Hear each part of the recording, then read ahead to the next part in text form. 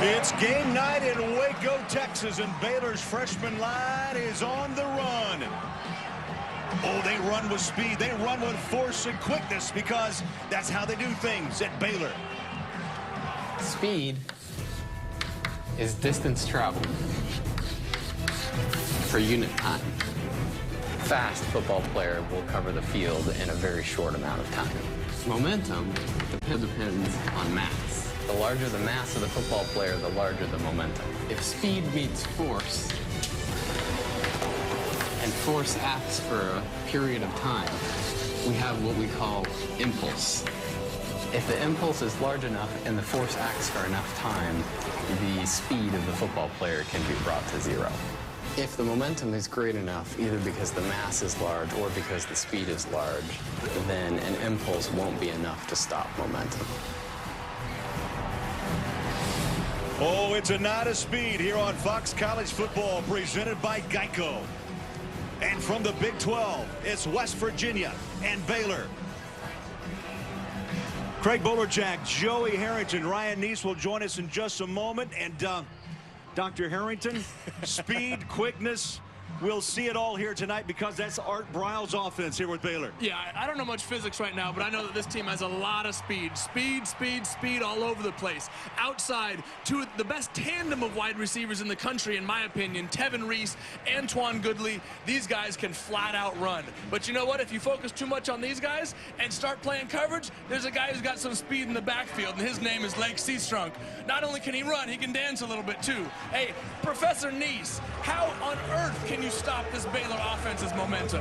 I like that, Joey, Professor Neese, because I did my own research and I called up some former NFL greats, guys like Ronnie Lott, Derek Brooks, and Rondé Barber, and said, hey, fellas, how do you slow down this spread, up-tempo offense of Baylor? And they all said it takes force and pressure. And when I think about pressure, I look at a guy like Will Clark, the defensive end for the Mountaineers. This guy comes off the edge. He's a very aggressive player, puts pressure on the quarterback. And when I think about force, I think about a kid, Darwin Cook. This guy in the secondary flies around, he makes plays, he's aggressive, he has to make plays in space and tackle. The entire team does if they want to slow down Baylor here tonight. Ryan, last season we saw a lot of speed, and it wasn't stopped by force as these two teams played a wild one in Morgantown, combining for over 1,500 yards, 19 touchdowns. In the end, a 70-63 win for West Virginia. What will these two teams do for an encore? We'll find out next.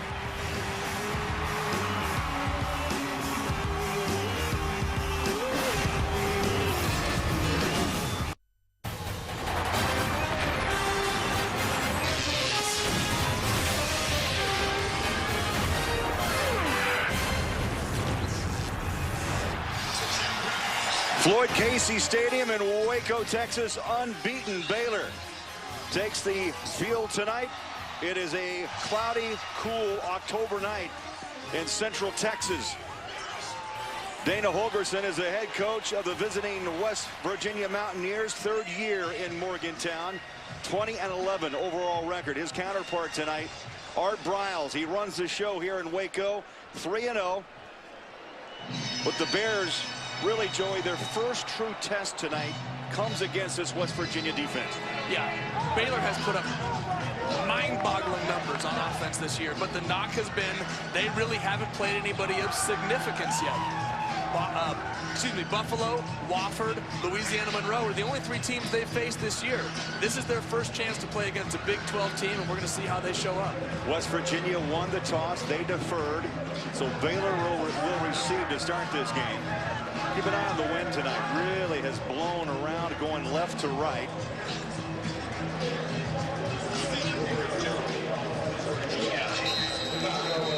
So Baylor will get the first try at the football tonight, 3-0.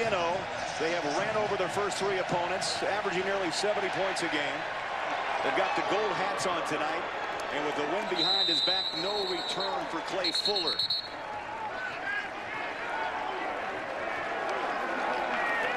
So on the field is Bryce Petty. Last week, or I should say 2 weeks ago, against Louisiana Monroe, 357 yards, Joey, 4 touchdowns. What's amazing, Baylor, this will be only their second game in a month. In fact, just 77 plays from the line of scrimmage over the last really 4 weeks of football. Yeah, you have to wonder if that there's going to be a little bit of rust on Bryce Petty's arm, but up to this point in the season, he's been nothing short of spectacular. Leads the country in passing efficiency. You saw the numbers there. He's just controlled this offense with precision. On the first play, it's Petty on a quick pitch near side. And the catch taken and knocked out of bounds, 37-yard line, and Tevin Reese impact players tonight. Well, you know what? You saw Tevin get the ball there, but Antoine Goodley and Lake Seastrunk can get the ball quite a bit as well. And on defense for West Virginia, Darwin Cook, keep an eye on him from the secondary. He's got to make big plays. A first down on the first play. This time off the right side, Seastrunk, who averages 11 yards a touch on the ground, will pick up 2 yards, and he's knocked down by Golson and the free safety, who is a hard hitter in Carl Joseph.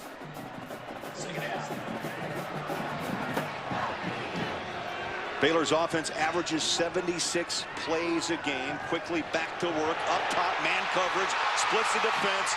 There's the speed of Goodley, runs it in, 3 plays. Baylor finds the end zone.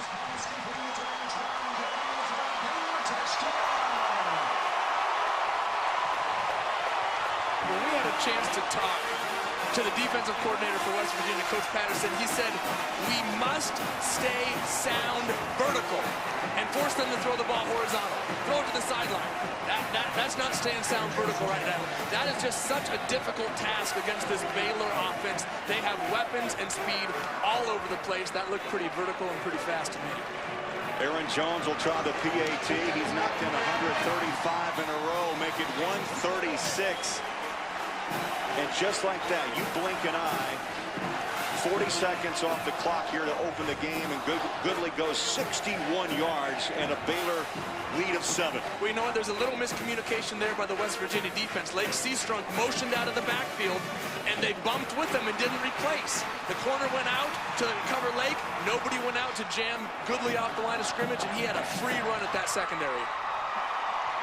Art Briles told us this team is hungry. They are focused.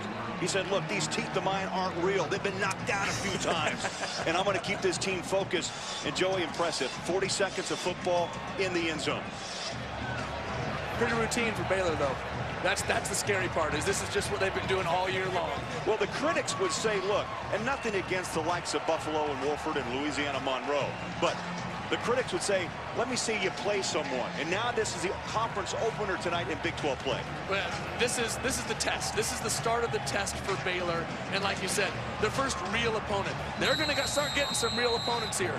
Late, especially late in this schedule. Oklahoma, Oklahoma State, Texas, Texas Tech. They got some real meat in this Big 12 schedule coming up in a bit. And the 12th time this season they have scored a touchdown in under a minute.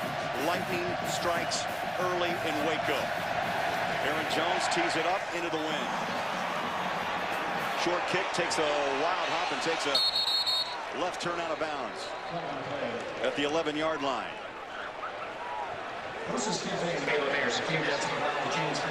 Kickoff out of bounds by the kicking team. The ball will be placed at the 35-yard line, 1st and 10. Our referee tonight, Reggie Smith. And so good field position for West Virginia as they start their first series with Clint Trickett. A transfer out of Florida State. Exactly. People may remember him coming into a ball game for injured E.J. Manuel a couple years ago. Transferred from Florida State in May and really has not had a whole lot of time to learn this Dan Holgerson offense. On first down, over the top they go. Beautiful catch right at midfield, and out jumping the coverage is Kevin White. Let's check the impact players on both sides of the ball. Well, for West Virginia, Charles Sims out of the backfield. You're going to see him running the ball. You're going to see him catching the ball. This guy has pro potential. On the defensive side of the ball, Ahmad Dixon, Bryce Hager fly sideline to sideline and are not afraid to hit people. A pickup of 18. A first down for the Mountaineers. Off the left side, they give it to Charles Sims. He's a banger, a senior, out of Houston, Texas, and Ahmad Dixon with the tackle. Keep an eye on that combination tonight. Charles Sims, 215-pounder. He played at Houston last year, graduated in May in health, and then enrolled at West Virginia. He ran for nearly 900 yards for the Cougars last year. Ran 11 touchdowns, 2nd down 8. Long snap count. Trickett had to handle it. Nice cut outside. Sims has the edge, but not for long, as he is pulled down by Dixon. 2 tackles so far on this series. Hey, you mentioned a minute ago, Charles Sims transfer from Houston. Clint Trickett, we talked about transfer from Florida State. Their top 2 running backs are junior college and University of Houston transfers. Their top 4 wide receivers are all junior college transfers. This team is brand new. There's absolutely no continuity from the team that we saw put up huge numbers last year. They're still learning how to play with each other. And the Geno Smith era has come and gone. 3rd down as this crowd gets a little crazy. And Waco. Quick throw, and that one skips incomplete. K.J. Myers, the intended receiver, and K.J. Morton was on coverage. Looked like Myers just stopped on that ball, and Trickett went ahead and threw it deep. Yeah, maybe a little miscommunication there. Or maybe just the ball getting caught up in the wind. The wind is going that direction. It may take a series or 2 for these quarterbacks to figure it out. Nick O'Toole set to punt with the wind behind him, boots it up straight, and Levi Norwood throws up a hand, fair catch, dropped it into the end zone, loose ball. Touchdown, West Virginia.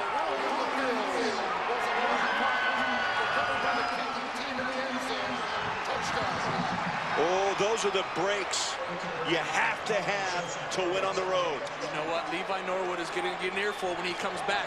Not for dropping the punt, but for giving the fair catch and then backing up inside his own 10-yard line. There is an imaginary wall that every punt returner must run into right at that 10-yard line. You do not want to get inside there, and he made a costly mistake. And Carl Joseph, the freshman All-American a year ago, the free safety on special teams, jumps on that football. And we're a PAT away from a tied ball game. Kick is up and good. So a muffed punt costs Baylor, West Virginia. 7-7 in Waco.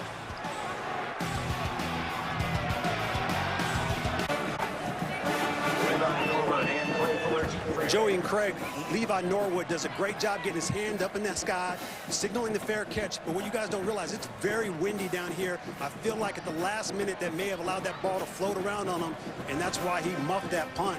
And Joe, you made a great point. He's got to put his feet firmly on that 10-yard line. If he starts to drift back, he's got to let it go in that situation, because he didn't. Now all of a sudden he turned the ball over. Norwood is back on the field to return this kick. 5 yards deep. Fuller takes a knee.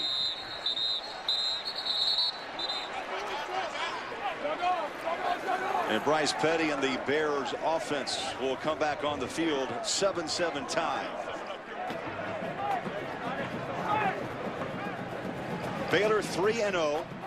Opened up with against Wolford 69-3. Buffalo 70-13. 2 weeks ago we saw Baylor knock off Louisiana Monroe 70-7. Joey, before tonight's 3 snaps on that last series, just 77 plays in nearly a month.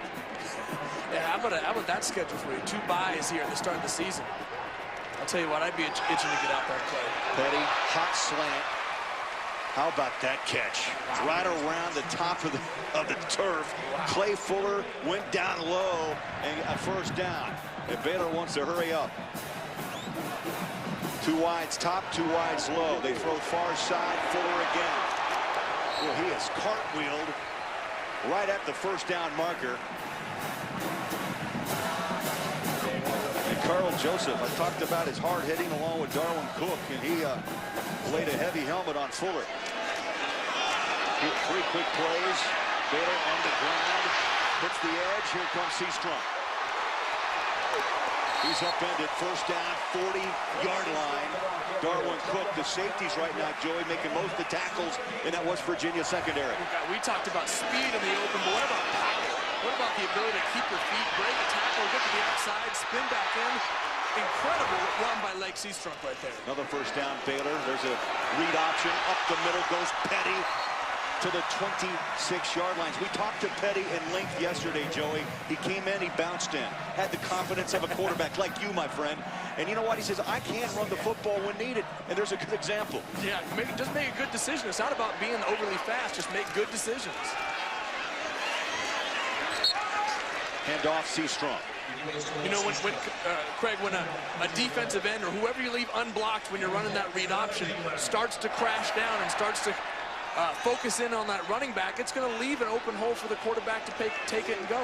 You don't have to be a burner. You don't have to be a 4-3 guy to be an effective option quarterback. Bryce Petty's a big guy, but he runs well and makes great decisions. Glasgow Martin trying to ease him back into playing time. The carry to the 25-yard line. What a combination when Martin is really truly back healthy with Seastrong and Glasgow Martin. Glasgow Martin was the feature back to start last year before Lake really took over. 15 rushing touchdowns last year. It's good to see him back in the lineup. Petty stumbles and falls back to the 25-yard line, tripped up by Carl Josephs.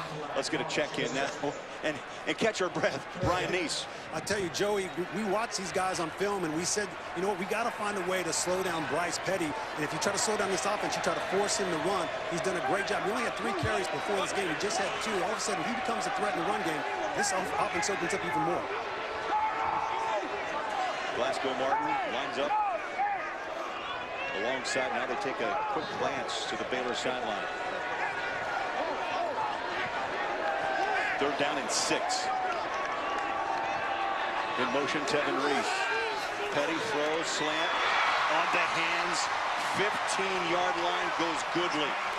Joey, as a former quarterback, you've got to appreciate the catchability, the hands of both these, or all these wide receivers for Baylor. Yeah, Bryce has put the ball low a couple times, but you know what? That's part of being a teammate, is making great catches. On the ground, busting past the 10-yard line. Well, what a combination. You see Petty, you see Seastrong. Now, if Glasgow Martin works his way into this lineup. Baylor again, 2nd series. They struck just 3 plays in on the first time to touch the ball. They pound it to Martin again, and he'll push the pile to the 4-yard line. Craig, I've had a hard time catching my breath so far. I don't know what the West Virginia defense is doing. Baylor is just hammering them with the tempo. But it makes it so much easier when you don't have incompletions, when you don't have negative plays. They are just rolling. 1st and goal just inside the 5-yard line. And off, Martin wiggles maybe to the 3. Martin came in, Joey, just with 9 touches for 27 yards. Of course, the heavy lifter has been Seastrong at nearly over 11 yards per touch on the ground.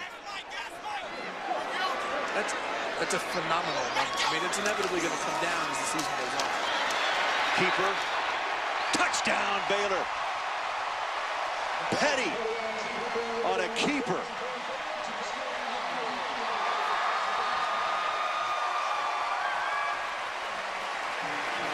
Is this the next option?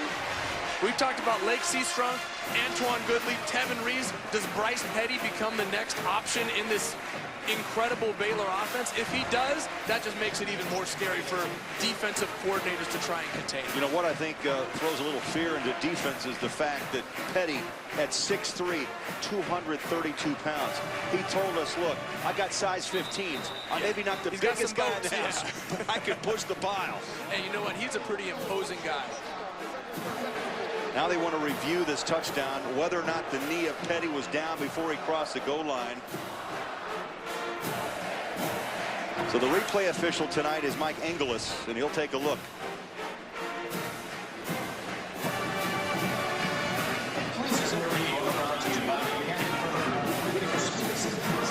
So you know what? In that pile, what do you see? Well, you know what? I don't know that they're trying to review whether or not he was down, but whether or not that ball came out. We couldn't see it from up here on the initial view, but you saw it on the replay. That ball is squirting out. Does it start to come loose before he crosses the plane of the goal line? Now, all you have to do is, of course, break the plane with possession.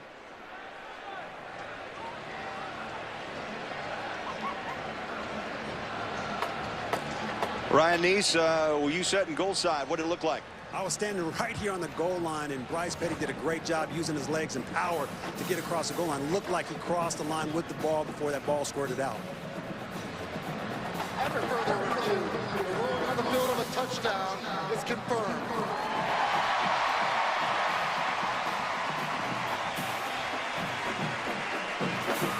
Like Engelis, pardon me, saw the same thing you did, Ryan. Touchdown for Baylor and the PAT to come.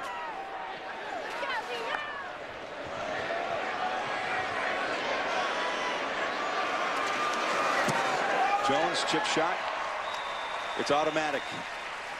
2 for 2 tonight. He's made 137 in a row, dating back to November of 2011. Baylor up 7.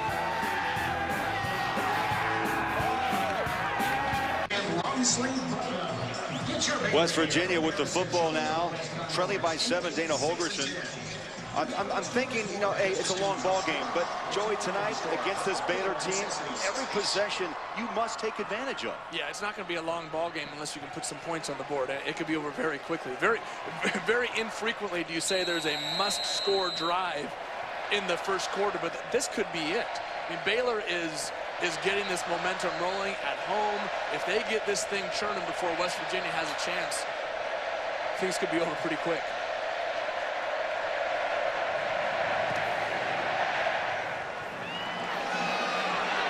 Short kick, 11-yard line. Smallwood hits the edge, 30. And is thrown down at the 41-yard line. Good field position for Trickett. And West Virginia is outrageously offensive. No doubt. 24 touchdown drives at 2 minutes or less. As I mentioned, averaging 69, just a little over 69 points a ball game. And nearly 2,300 yards of total offense. Well, the point differential through 3 games, 186. Their defense has scored more touchdowns than they've allowed, and their offense is scoring nearly 70 a game. Last time we saw them, they put up 35 in the first quarter. Trickett and West Virginia at the 41, fresh downs. As they start this drive from the shotgun. Sims hits a pile, maybe a yard.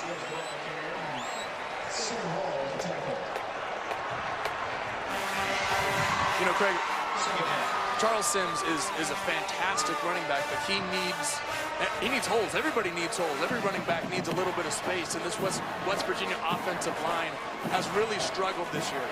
Only one guy coming back of playing his normal position, and they've been trying to shuffle guys in and out, trying to find the right combination. Now, the most experienced O-lineman is the left tackle, Nick Kindler, number 79. Baylor shows blitz. Sims or Smith. Smith is strung out. Well, I'd say those backers got out there quick. Dreamus Smith, I think one of the best football names in the country. How about that? Dreamus. There wasn't much of a dream on that run.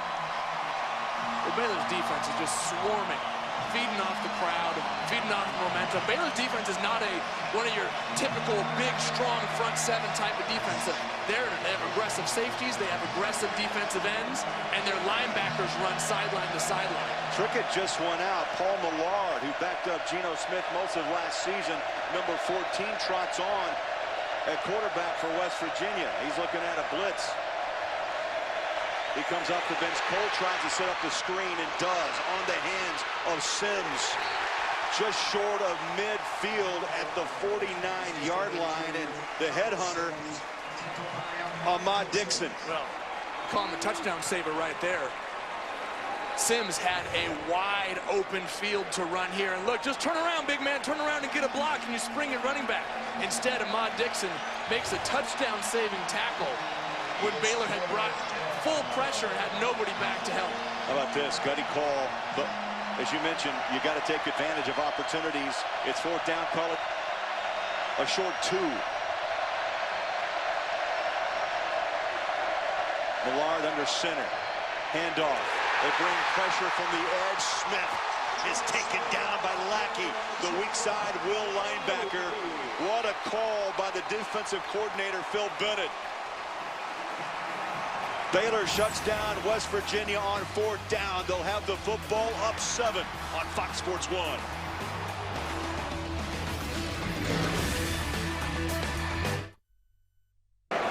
Trickett's on the phone, but on the other end is Dana Holgorsen.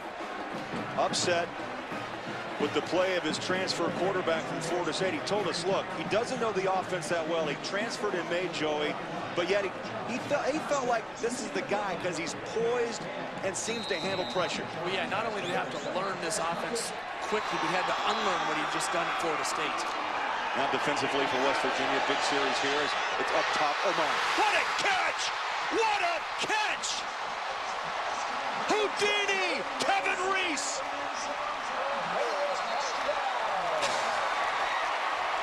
I can't do anything but laugh. He doesn't miss. Bryce Petty does not miss. That was a perfectly thrown ball on the fingertips of Kevin Reese. Put that as the one of, if not the catch of the year. That was phenomenal. Phenomenal throw and catch by Bryce Petty and Kevin Reese. Another one-play series for Baylor. You know what that is also, though? Kevin Reese's 20th touchdown of his career. He ranks 4th on the Baylor all-time list. 18 of those touchdowns have been for more than 40 yards. Absolutely incredible. Baylor 21, West Virginia 7 on Fox Sports 1.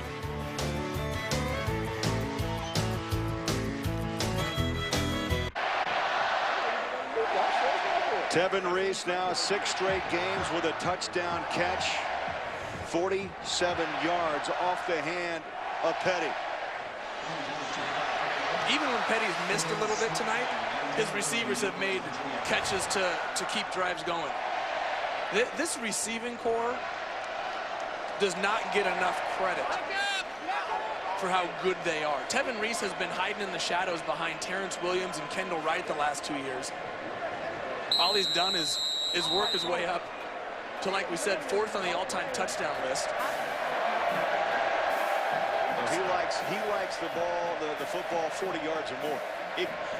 He's that home run catch, and now West Virginia defense, they've got to find some answers.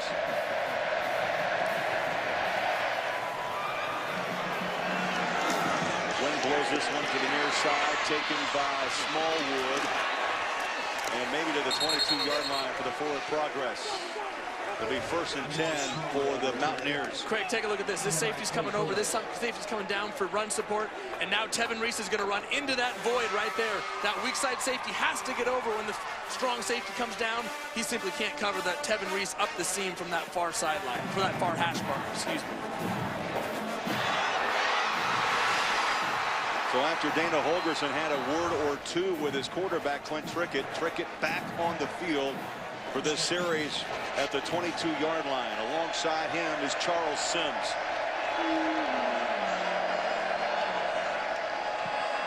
Play action.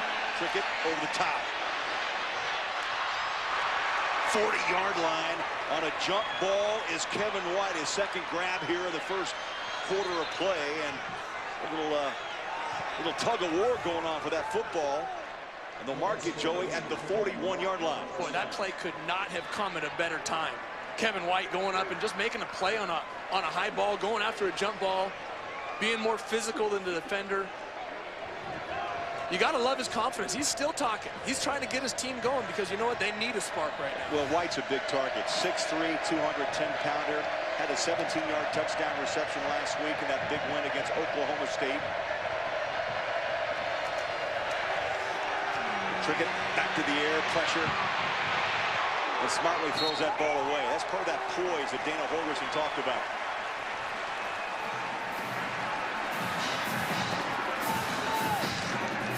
Coach Holgerson's yelling at somebody on that sideline. You know, he's used to this offense operating at an incredible level of efficiency. Geno Smith has had the reins for a long time and really worked this offense, Tavon Austin, Stedman Bailey, into just about perfection. Sims and Cody Clay in the backfield with Trickett on second down. Trickett steps up in the pocket, goes up top, splits the defense, and it falls incomplete at the 3-yard line. And he wanted the deep ball to K.J. Myers, but a flag's out.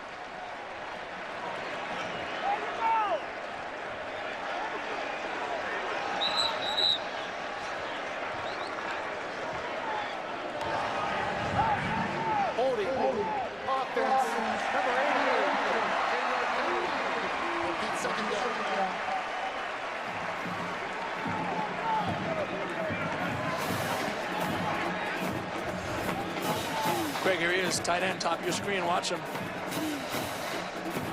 Just gets beat around the edge, locks on. You're going to get that call every time.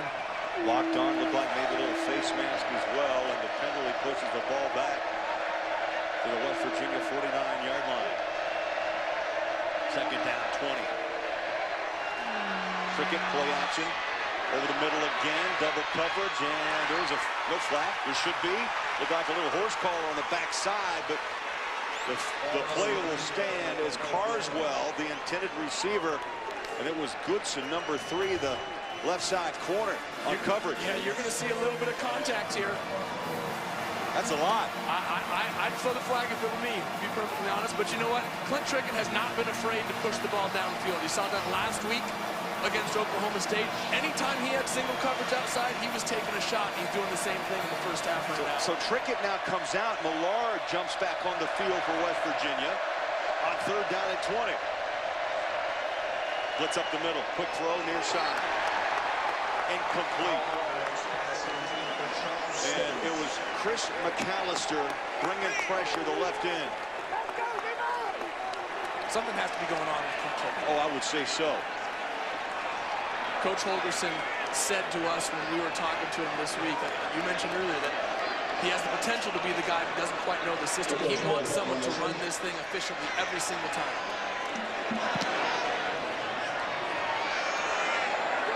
Punts away, and he'll take a bounce into the end zone on a touchback.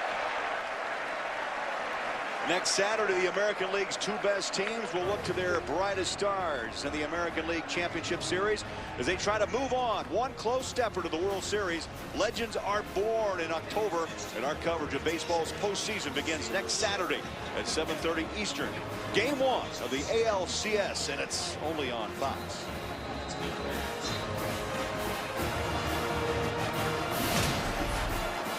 Oh, the boys of summer, now it's October.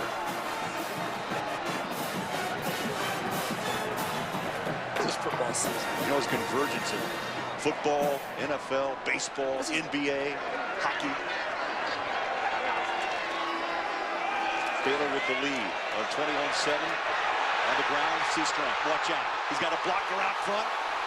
30, 25, 20. Walks it in. Touchdown, Baylor.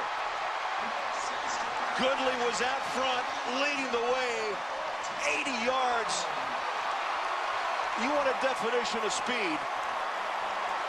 Lake Seastrunk. There's a reason he averages 11 yards a carry. Because he can do that. 80 yards will help the average there. You can't blink. You can't take your head away for one moment, or else you're going to miss a score from Baylor.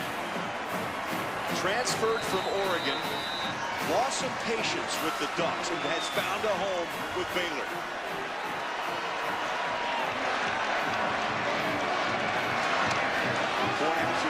For the uprights. 28 points still. Just over or under 5 minutes left in this first quarter. Look, there's been the criticism against Baylor was they haven't played anybody yet. And let's be honest, West Virginia isn't a dominant defense, but boy, they are so much more improved from last year.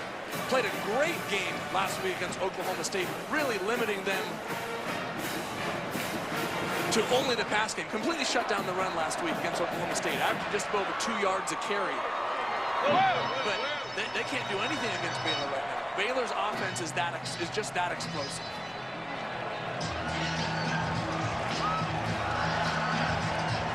Shell-shocked, I guess, is a way to describe that sideline of West Virginia.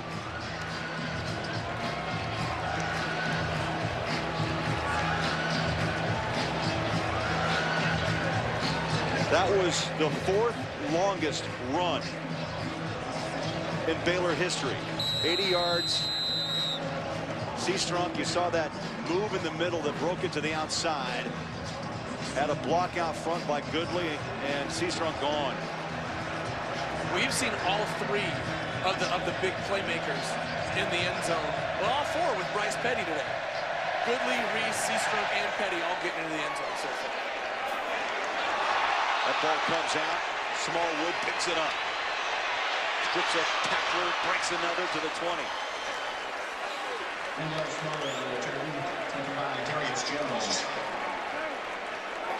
Well, we talked about speed. There's plenty in Waco, Texas. It's almost unfair. I mean, they have it 3 or 4 deep at wide receiver. They've got it 3 deep at running back. You know, we mentioned Glasgow Martin coming back. How about Shock Linwood, who we haven't even mentioned today, is the 3rd member of that backfield that can just burn. I mean, Baylor has talent at every position. And a much improved defense from a year ago as Trickett's back on the field for the Mountaineers.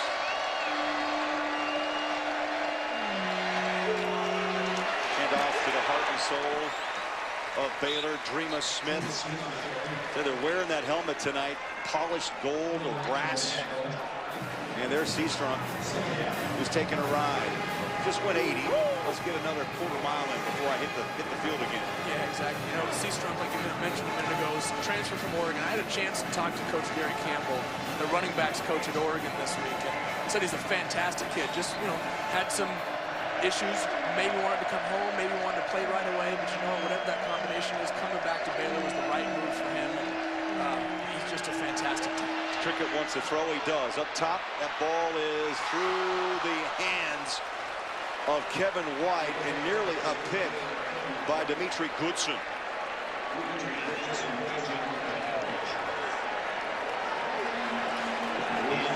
He's got those yellow, green, and white going, the colors of Baylor. What's next?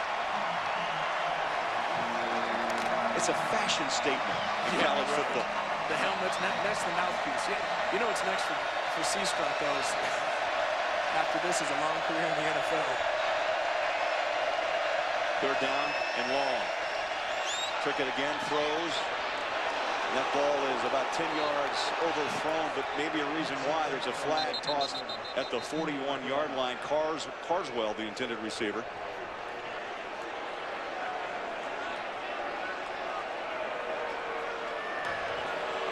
Pass interference. Defense, number 8. 15-yard penalty. Automatic first down.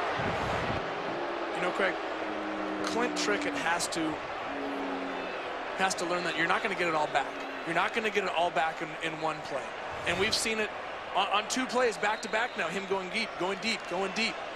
Coach Holgerson said if there's one knock on him right now, it's that he needs to learn to play within the system. This offense is based on quick strikes. Chip away, 1 yard at a time, and the handoff to the 40-yard line. Let's get a thought from Ryan East downstairs. Joey and Craig, we had a chance to watch Baylor's defense over the last couple of weeks, and we knew one of their Achilles heels was the deep pass. But West Virginia can't keep going deep. They're going to have to set up some other passes to be able to establish the deep pass. But if they keep going deep, the defenders are going to be able to break up the pass or get an interception here soon. 2nd down. Trickett stands in the pocket. There's that deep ball again, and it falls incomplete at the 20-yard line. Look, you're down 21 points in the first quarter, and the natural tendency, the natural feeling for a quarterback is to say, I got to get it back in one play. But you know what? It's not going to happen. You simply can't get 21 points on one pass, but what you can do is get your offense into a rhythm. And what this offense is built on is much the same thing that Baylor. Recognizing what the defense is giving and taking it for first downs, taking it for chunks, and then all of a sudden the defense starts to come up, and that's when you hit them over the top. You have to be patient in this offense, and you cannot force things. West Virginia 0 for 3 on 3rd down conversions. Another deep ball thrown, and that ball is about 10 yards off the mark, and it's going to bring up 4th down in a punting situation. Now, interesting calls along that West Virginia sideline. Joy and Ryan, you make a great point. Right now, there's a lot of football. Don't you want to just go? You want to ding it out the flat 6-7 yards a pop and try to just get it back slow. You got to get back in the ball game for West Virginia. You have to get some sort of momentum. Big punt, went behind the foot of O'Toole, and they'll touch it back as Holgerson paces the sideline. Time for a Lowe's Never Stop Improving game break. Let's go to L.A. and here's Patrick O'Neill. Hey, thanks very much. Over in the SEC, number 10 LSU at Mississippi State. That's Zach Mettenberger to Odell Beckham Jr., 14 yards. So LSU coming off that loss to Georgia.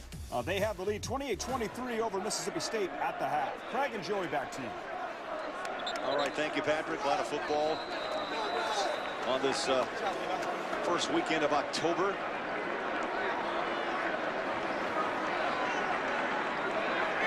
.306 to play first quarter. 28-7 Baylor. You see the possessions, you blink an eye, you miss a play. There's a quick hitter across the middle and a rare miss off the hands of Goodley, who dropped it. Joey wide open at the 30-yard line. It was bound to happen, right?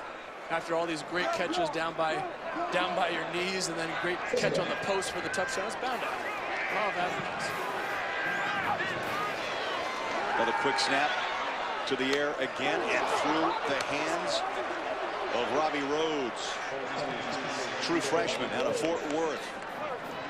It's bound to happen, right? That's what you got to say. I mean, maybe once, but twice in a row. You're not going to get back on the field very quickly if you're dropping balls like that on the sideline when you got players like Antoine Goodley and Tevin Reese making big plays. They're down to 10.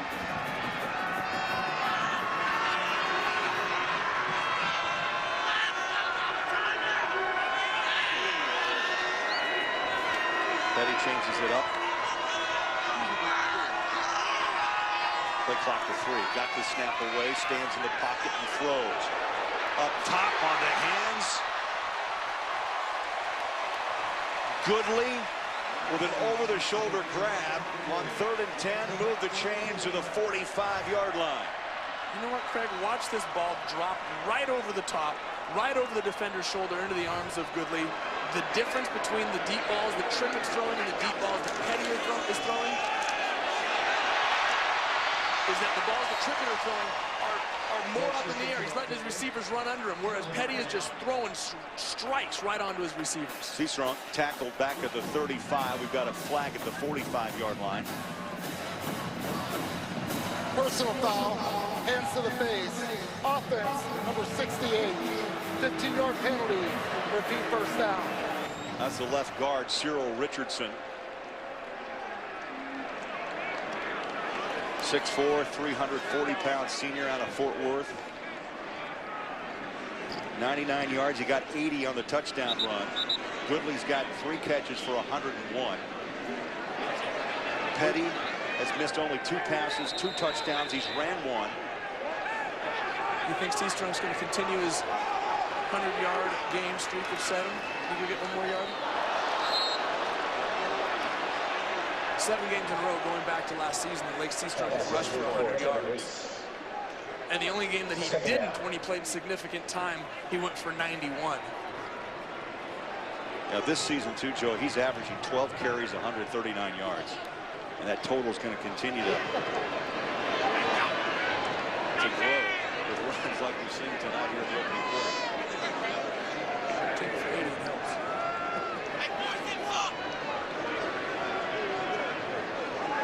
Pace is slowed just a bit on this series. Petty, quick throw over the top. It's caught. Niver, the tight end. 1, 2, 3, 4 white jerseys brought him down. Jordan Niver shares some time at tight end behind Jared Monk, and that's going to be his 3rd reception of the season. Tight ends don't get a lot of love in this offense. Maybe that's why West Virginia forgot about him right down the middle of the field.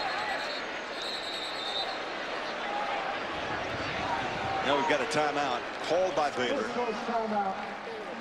And that's their first of the half at the 2:01 mark. Art Briles, the architect of this Baylor offense. Wait, I was actually kind of confused here as I'm looking at this replay. That's the tight end right there, sitting behind the guard, just sneaks right out behind the linebackers who suck up on the play fake to the running back. You know, when you run the ball so well, the linebackers are just naturally going to come up and try and make the tackle, and that's when you can slip guys right by him. That's the beauty of having a running back that does what Lake Seastrunk does, is it forces the linebackers to come up and honor him. And just taking a single step, just 1 or 2 steps towards the line of scrimmage, opens up space between the linebacker's back and the front of the safeties. And any space you can have as a quarterback throwing the ball over the middle of the field just makes it that much easier. I'm not sure we've seen the entire playbook of Art Briles as he continues to throw in plays week after week.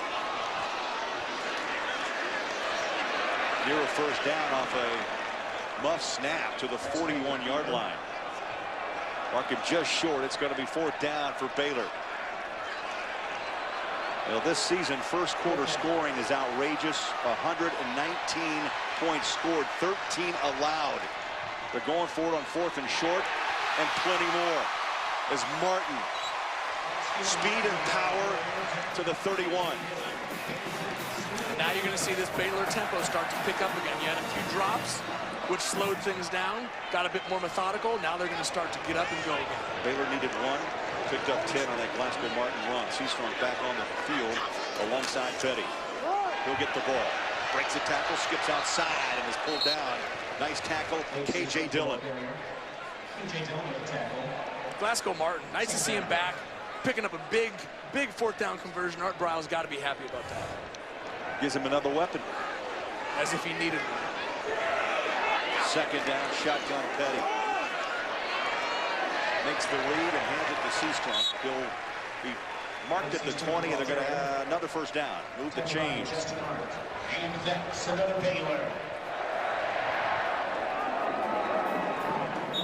Number 1 ranked in the country in total offense, 751 yards. Number 1 in scoring, number 1 in passing. And we got a player down. Shaq Rao, a very talented nose tackle for West Virginia, is down for the Mountaineers.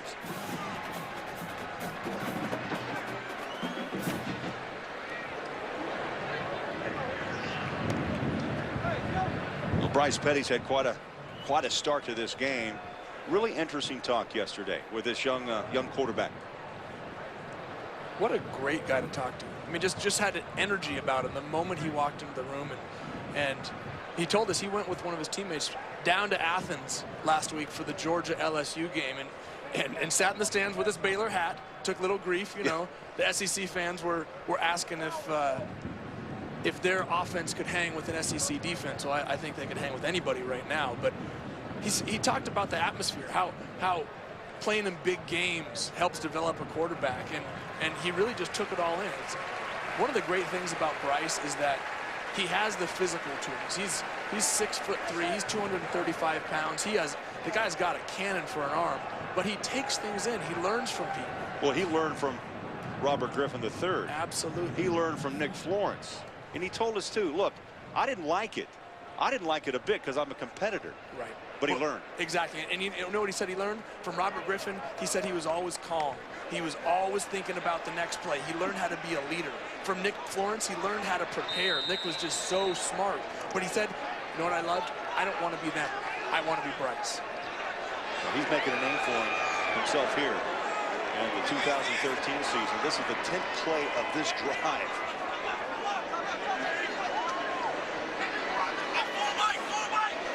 They have a first down at the 20-yard line of West Virginia. Seastrong slips a tackle or 2, picks up 4 at the 16-yard line. As the clock runs up on 45 seconds left in this opening quarter. 2nd down.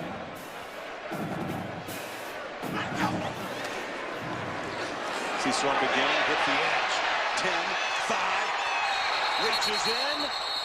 Out of bounds at the 2-yard line. Tried to hug the sideline. Look at this ballet move down the tightrope in the sideline. Hop, hop. Oh, so close. So close to staying in bounds there.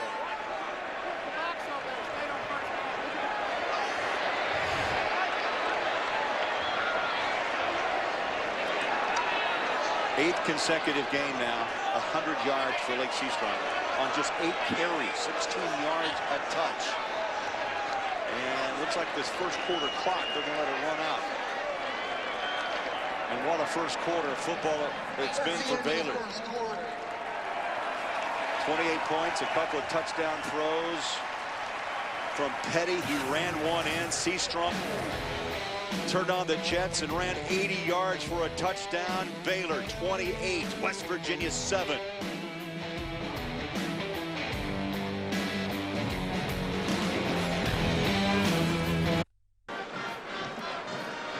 Now, I'm pretty sure I can see that Lake Seastrunk's foot is out here. But watch, no running back is ever going to say that he was out of bounds. This guy's a competitor now. Lake Seastrunk is telling him, challenge this play. I was in, I scored, I got the 35th point for the quarter, just like we did against Louisiana Monroe. Lake is a competitor now. Absolutely. Time now for our Chevrolet stats comparison. And you can see Baylor's dominance in the first quarter alone. Less than 8 minutes, they score 28 points, 367 yards of offense. That's 13 yards of play. That's a gain for most teams. Blasco Martin right alongside Petty. Into the teeth of West Virginia's front.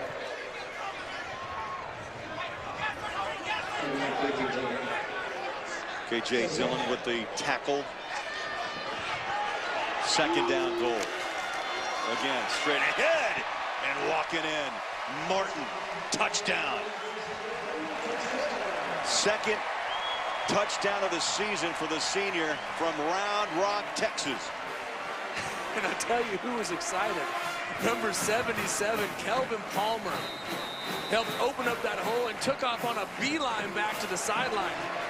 Boy, this entire Baylor offense, position or skill players, quarterback, offensive line, they're all getting into the mix here. Going after, and the shot is up and good by Aaron Jones. With 20 seconds into the second quarter, Baylor's on the board again. 14 plays, that's odd. Usually it's 1 or 2 and they're in. They go 80 yards and 3:26 off the clock. You know, yesterday we had a chance to meet Lady and Joy. That's the real Bears on the Baylor campus. They are North American black bears that are biological sisters. And Joy, they weigh over 270 pounds and are available for all visitors to see. We had a great time. A little trick. Yeah, a little carrot. I had the trick of the trick. You gave them the treat. Oh yeah, I want some honey. They liked you the best. Yeah, they did. Give me more. Give me more. I told my little guy Jack, as soon as I got that picture, I sent it to him. I said, guess what Daddy got to feed today? Daddy fed a bear. Tell you what, their favorite is craisins and of course nuts. But oh, yeah. The honey just put them over the top. Oh, put them over the edge. Yeah. Is that Lady or Joy? All I know is she's out for the night. Yeah, exactly. Having a good time. Baylor fans, 4th game of the year, and all they know is offense, Joey. 35-7 as the kick is away. And with the wind behind the foot, it's out of bounds, touchback. Ryan, you had a chance to meet Lady and Joy. We did. You know, Joey and I had a great time feeding them craisins and raisins, and they loved it. But, Craig, you always know how to wine and dine the ladies. You bring the honey. I was pretty impressed. You did your research. Yes. You brought your own bottle of honey. Yes. I was very impressed. You spared no detail, Craig. No, that was a 5-pound bottle of honey. We had a great time. We were hosted so well. We want to thank the folks here at Baylor for letting us kind of behind the scenes.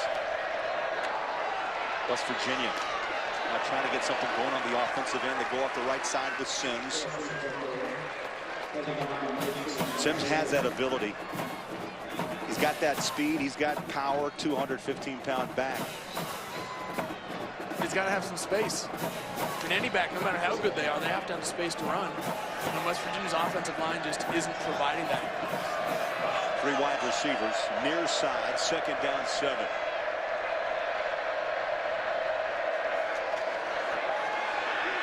Tricky. Out of the pocket. And was thrown down by Lackey, Eddie Lackey. These Baylor linebackers run so well, sideline to sideline. This is not a power defense.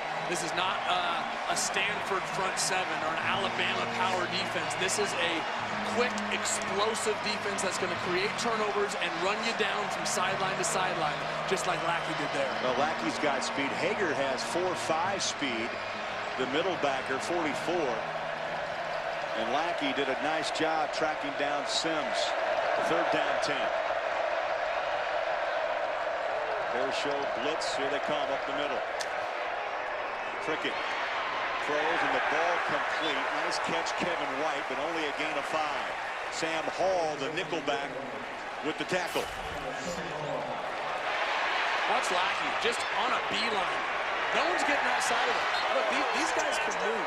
That's the great thing about Baylor is they have speed at all positions on both sides of the ball. These guys can run. Nick O'Toole will punt into the wind. The right footer gets it away. High hanger, Levi Norwood. Waves for the fair catch, has it at the 31-yard line.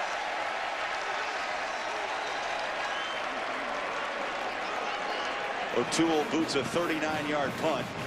Baylor back on offense at their own 31.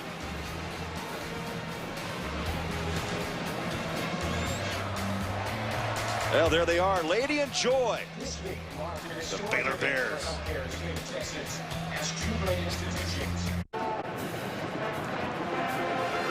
35-7, and things get a little lonely.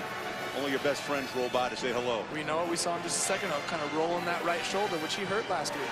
And we gave his teammate a high five. He used his left arm. I've been in that spot. I've been in that place where your shoulder hurts so much that you don't want to use it for anything but throwing. Coach Holgerson told us he was banged up in that win against Oklahoma State. Felt like he was obviously going to go, and he has to this point. Back to the ground. Seastrunk, big chunk of yards, maybe 11 to the 42-yard line. He's swinging the left arm, but holding that right arm mighty still. I'm not going to sit and speculate on an injury, but I've been in the position where you just don't want to move that arm. It just hangs there. Quick throw on the hands. Fuller. Petty just enough, a little play action fake. And he put that ball perfectly on the hands of Fuller.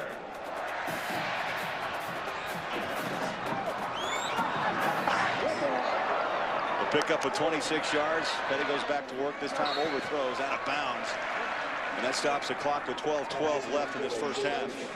Jay Lee, the intended receiver. We've given a lot of credit to these receivers, these running backs. Bryce Petty at quarterback, but nobody could do their job without this offensive line.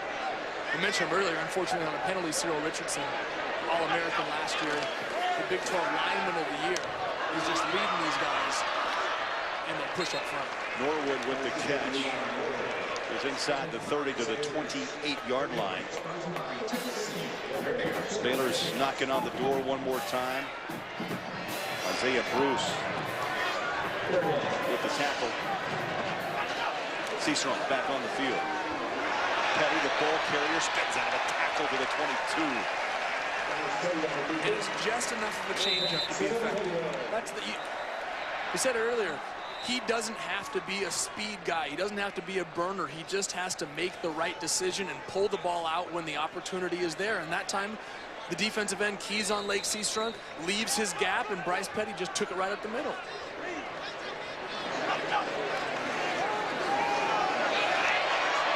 Seastrunk flags out, tripped up. Give us away, He's out of bounds to the 15-yard line.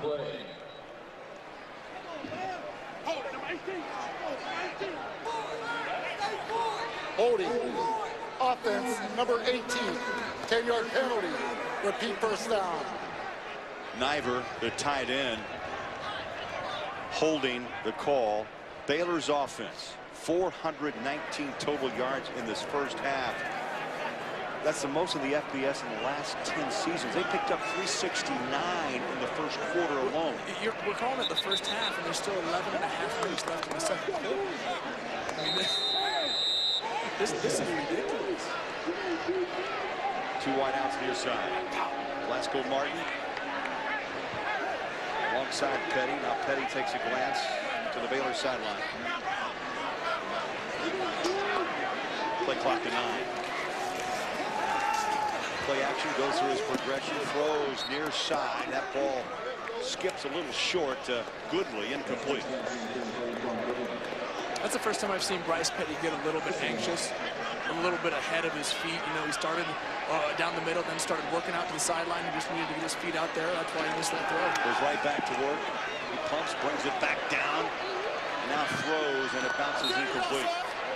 He had room to run, decided to throw that ball, and it stops the clock with 11 minutes left in half number one. Yeah, had them both, actually, right there on the sideline. Almost kind of threw it in between them. Wasn't quite sure which one to go to, and also had room to run there. So far, I think you'll agree, Baylor does not look like a team that's been idle for just 77 plays over the last 27 days. They've been sharp. They put 35 points up. And as you mentioned, still 11 minutes left in half number one.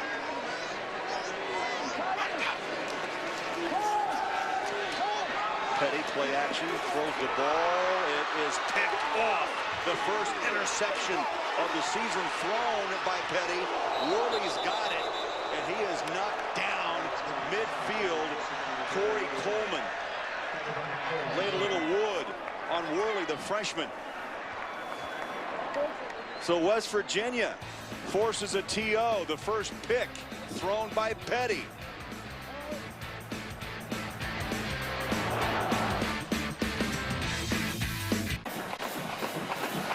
Bryce Petty has been near perfect up to this point of the season.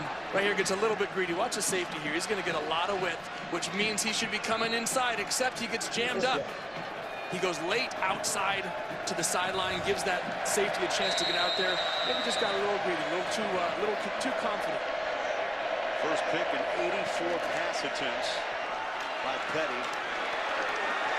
Cricket hands off. Charles Sims, maybe a yard on the right side. You know what? Even when West Virginia comes up with a big play and an interception, they still make him play. They make him pay. That's the second cartwheel tackle of the night. Yeah. Terrell Warren is going to remember that interception. No gain on the play. Second down 10. Cricket in traffic. Throws. Man coverage up top. Who jumps? And it's incomplete at the 15-yard line. Kevin White, the intended receiver. And it was K.J. Morton providing coverage. Maybe one of the better balls thrown tonight by Trickett. It was. Watch Hager right here in the middle of the field. Coming down, bringing pressure on the quarterback, going airborne again. Making Clint Trickett get the ball out of his hands. But the difference between the deep balls thrown by Clint Trickett and the deep balls thrown by Bryce Petty, there's just so much more zip on the balls by Petty, and they're getting there in a line as opposed to letting the receivers run underneath. Mountaineers have yet to get a first down on third down conversion. This one hangs high in the air and falls incomplete. And now it's a punting situation. Hey, Craig, Clint Trickett, his arm has got to be hurt. His arm, after he threw that ball, was hanging down. Like I said, I've been in that situation. You don't have as much zip on the ball. You're not able to fire that deep ball on the trajectory that you want. You have to leave it up in the air a little bit more and let your receivers run under it. He just doesn't have the speed on the ball that I'm sure he wants. Yeah, Trickett's 3 of 11 for just 61 yards. Fair catch taken as Norwood had a run up. That's a dangerous play as he ran up, and Fair caught that ball at the 22-yard line. It's been all Baylor, 35-7 over West Virginia on Fox Sports 1.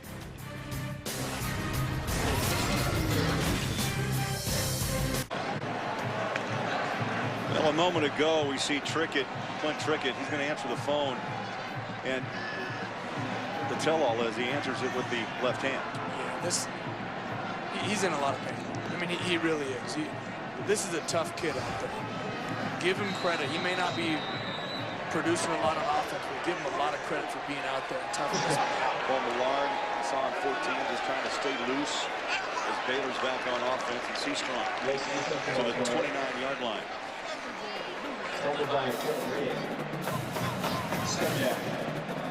There's another phone call picked up by the left hand. Well, he was rubbing the right hand as well. Again, you can't speculate, but You know he's in pain. He's strong. Chased down. Good speed by KJ Dillon. Free safety. Tracked him down with the shoestring tackle. Had a player down, and that's Dillon.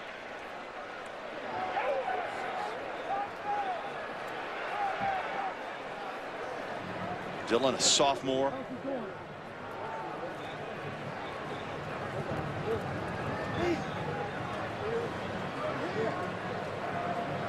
Dana Holgorsen really thought, though, too, that kind of a signature win last week against Oklahoma State. Thought maybe that'd be the vaulting point for his team. Yeah, I mean, we talked about it a little bit earlier. This team has not had a whole lot of time together, and they haven't had time to gel, time to figure out each other's tendencies. And a game like that against Oklahoma State last week can sometimes be the catalyst to getting everybody on the same page. But sometimes coming in and playing Baylor the next week cannot do everything you did the week before. Straight ahead. Glasgow Martin to the 35. And that's another Baylor first down.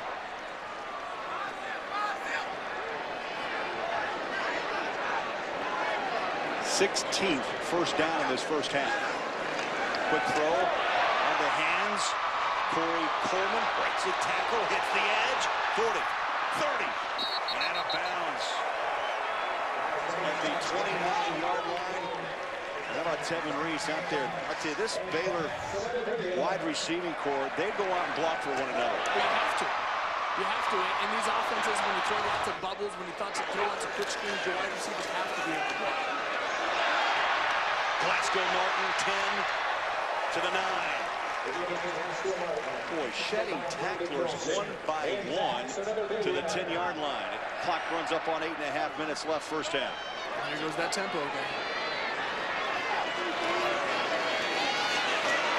Same play straight ahead. Martin to the 4-yard line. Doug Rigg made the initial hit, but Martin ran through the tackle. And don't be surprised if they just get up and do it a third time.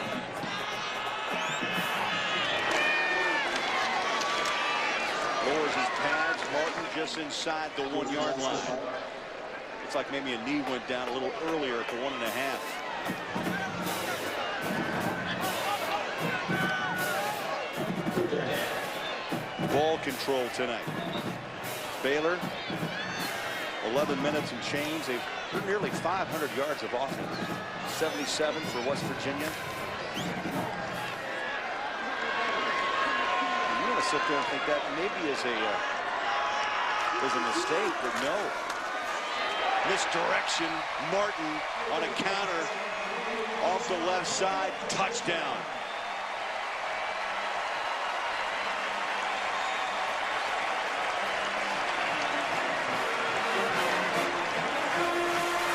Start running out of adjectives at a certain point. Yes, you do. I mean, I'm trying to think of something new to say, but it's just the same thing they've been doing all game. Snap, kicks up, and good. Baylor 42, West Virginia 7. 7.5 minutes remaining here in the first half in Waco, Texas. They've been throwing the ball now to the ground. Glasgow Martin.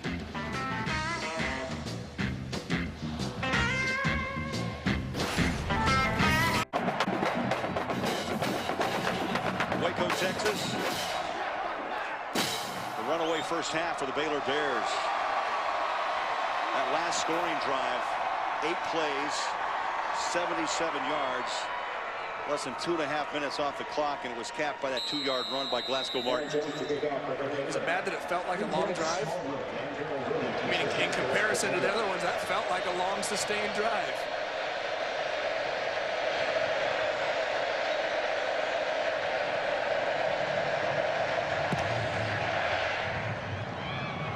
Deep kick.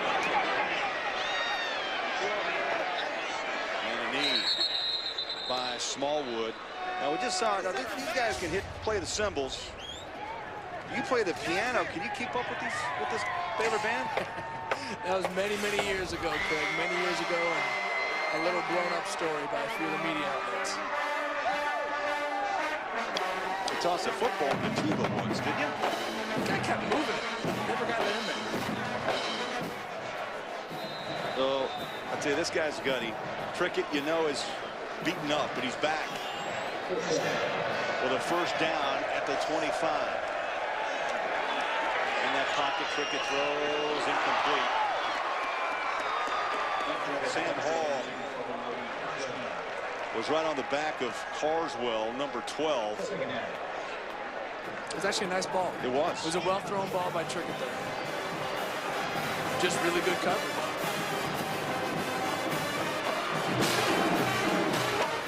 You know, that's the difference between last year's West Virginia team and this year's right now, is they had playmakers all over the place. Stedman Bailey, Tavon Austin, Geno Smith, J.D. Woods.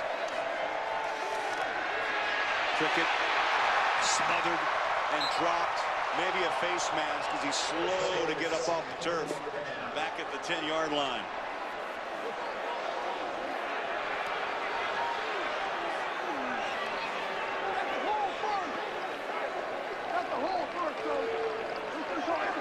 And we'll get the call here from Reggie Smith. You have to wonder how much more can Trickett take.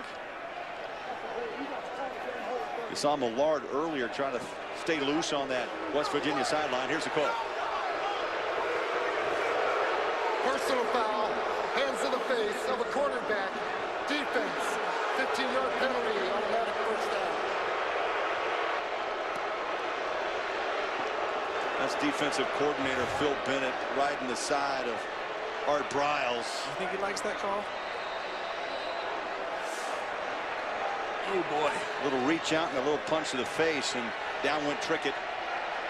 They've got first down at the 40-yard line. 7 minutes left, first half.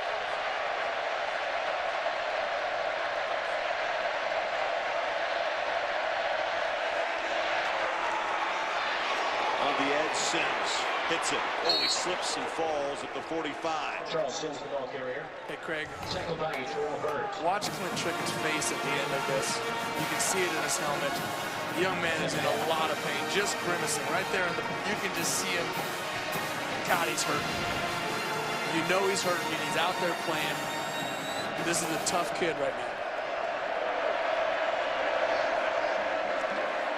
Stands in that pocket, throws, has a man. Near side, nice catch. On the hands of Carswell. First down, move the chains to the 37-yard line. Joe, you talked about toughness. Ryan Neese, you know about being a tough guy. How about Trickett? Well, Trickett is a very tough guy, and it's one of the things that the coaches and his teammates respect about him. He continues to play through pain right here tonight, but he demonstrated that all the way through camp and all the way throughout this season already, that he can play when he is injured. He demonstrated that last week against the Cowboys. There were some questions whether or not he'd suit up tonight, but here he is as he pedals back with the home run ball. Man coverage over the top. Bingo on the hands of Kevin White. Touchdown, West Virginia. 39 yards. His numbers may not be big right now, but I am really impressed with the play of Clint Trickett. Now, I can't speak for decisions you make in the offense. I can't speak for making the right calls or the right checks, but I can look at you and say, you know what? You're standing in there and you're playing a tough football game, and you just delivered 2 strikes, one to the sideline on an out pass there, and then for a post route over the top. I respect this kid. Great ball. Josh Lambert into try the PAT, and the kick is up and through the uprights. Trickett put that ball right on the money, but Joey paid for it. Yeah, he did. Sean Oakman coming in off the edge there. Gets that big 6'9" frame, that wingspan out there, and wraps him up. That's one of the toughest things to do, is stand in that pocket when you know you're hurt and deliver a strike. You know, you keep knocking on the door, you keep throwing it, eventually it's going to happen, right? Throwing that deep ball. There must be something on film that they have seen, that they're continually throwing this ball down the field. And Trickett continues to answer the phone with the left hand. After that well-thrown pass for a touchdown, 42-14 at the 5:49 mark.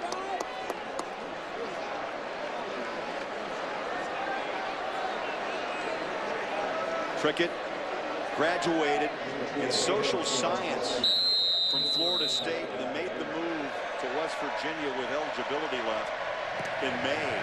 That's what we talked about earlier. He's still trying to absorb Dana Holgerson's offensive playbook. And Joey, coming into a program in May is not easy to do. You miss spring ball, you got to play catch up in the fall. Well, absolutely. You've spent the last 3 years learning Florida State's offense, and then you graduate in 3 years. I mean, he's a smart kid, and then jumps straight into West Virginia and just tries to digest as much as he possibly can. But not only is it him trying to learn the offense, but it's everybody else around him. It's not like these receivers were not taking reps behind Tavon Austin and Stedman Bailey. They are new as well. These running backs were not playing behind Andrew Bowie last year and Sean Alston. They are new as well. Everybody is new and trying to learn Coach Holgerson's offense. 5:41 left. Hand off, Seastrong trying to dance out of trouble and is trapped behind the 15-yard line. Will Clark staying home, played his lanes, and a loss of 8. Hey, there was an offensive explosion in Morgantown, West Virginia last year. Geno Smith, Tavon Austin, Andrew Bowie, Stedman Bailey, J.D. Woods. But 92% of that offense is gone from last year's team. Quick throw near side on the hands of Goodley. Now that game last year, I happened to be in Morgantown, 70-63. Nick Florence had a marvelous game, but no one talked about Nick Florence. No one talks about Terrence Williams last year either. He went over 300 yards receiving for Baylor. Geno Smith was at the height of his Heisman watch at that time, and then from that point on, West Virginia took a 5-game fall. Well, our colleague Eddie George just pretty much gave him the Heisman after that game. He wasn't alone. Up top, wide open, on the hands of Goodley. And Petty again puts that ball, floats it in, and a flag is dropped back at the 30-yard line.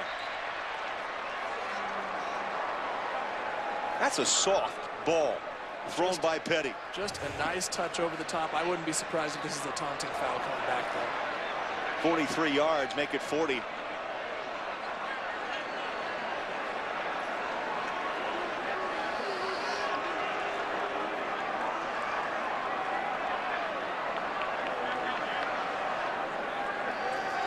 Long conference by the officials.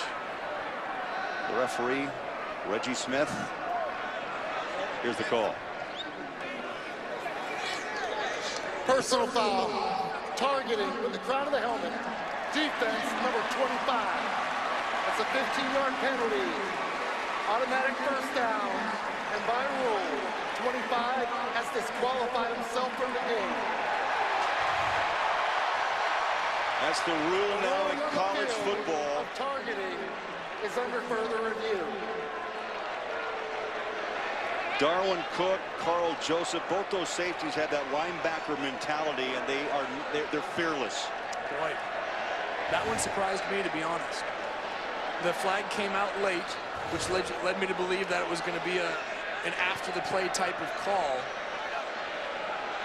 Boy, their helmets made contact, but that does not look like a targeting penalty to me.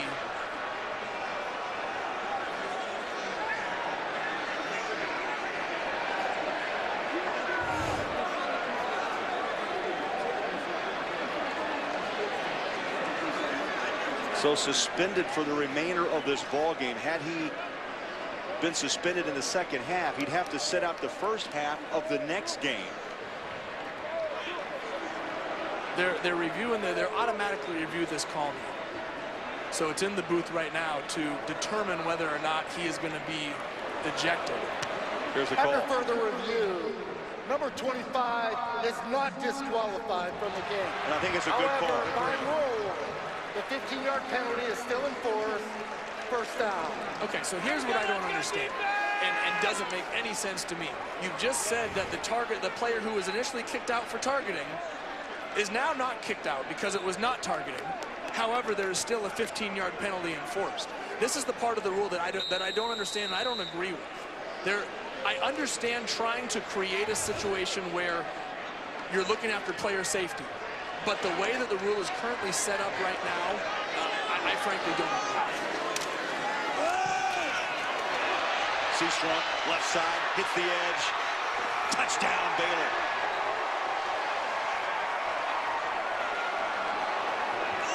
Lake Seastrunk, the ball Nope. carrier.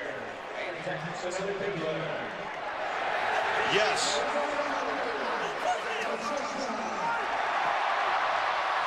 One official jumped and said no. The other one jumped in and said yes.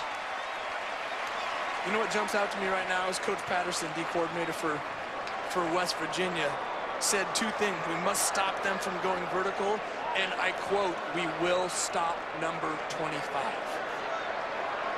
I don't know that anybody can stop number 25 right now. Well, tonight, no one's been able to so far this season through nearly 4 games on the schedule.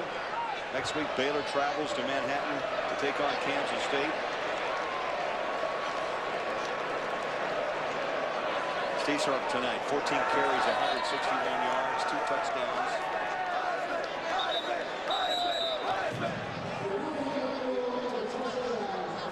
For another review here in Waco.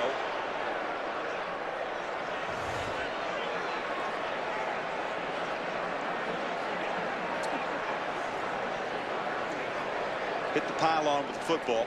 Yeah, but I think it's going to be his left foot here. Watch as he gets to the sideline. Right there. Looks to be in for me. It did look in. Yep, looks close, but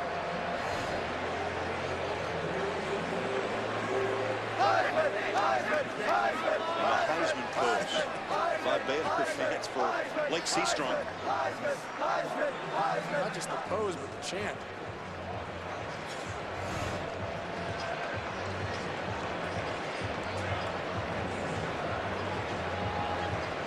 Yeah, that should stand. They should keep that as a touchdown. But you know what I love about Lake is he came out earlier in the year and said, I want to be talked about for the Heisman. Go ahead. That's why the fans are out there doing That's the pose. right. Here's the call. After further review, the ruling on the field of a touchdown is confirmed.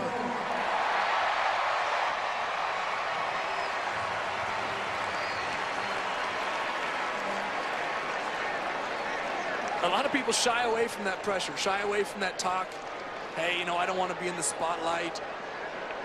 He wants it on his shoulders. He knows that he can carry that load. Aaron Jones, busy night.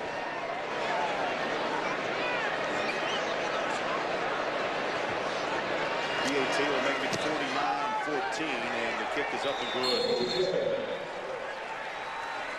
I want to go back to the targeting foul that was called. Mike Pereira is back in our LA studios. Let's bring in Mike and get his take on that call. And Mike, Joey Vocal, I think a lot of fans still kind of concerned about how this really works itself out. Thrown out, reversed, but the 15 yards remains. Yeah, you know, I'll tell you, I think they really have to look at this because it doesn't make sense. I agree with Joey totally on this. If you're basically saying it's not targeting, and I don't think this was because it wasn't beyond the normal tackle here. He didn't line him up and hit him helmet to helmet. So it's not targeting. So therefore, it's really not a foul. So you're in there under the hood making one judgment. And if you're under there, then I think you should get to make the second judgment. And I think for the intent of this being a player safety rule, I think it makes it look bad because you're kind of throwing the officials under the bus and said, well, it wasn't targeting, but you can keep the 15 yards. I think most everybody's saying it's nonsensical. Yeah, Mike, good point. Well, thank you for your time and being up a little late with us here on Fox Sports 1. Smallwood returns it back inside the 20-yard line. So Mike Pereira, he agrees with you, Joey.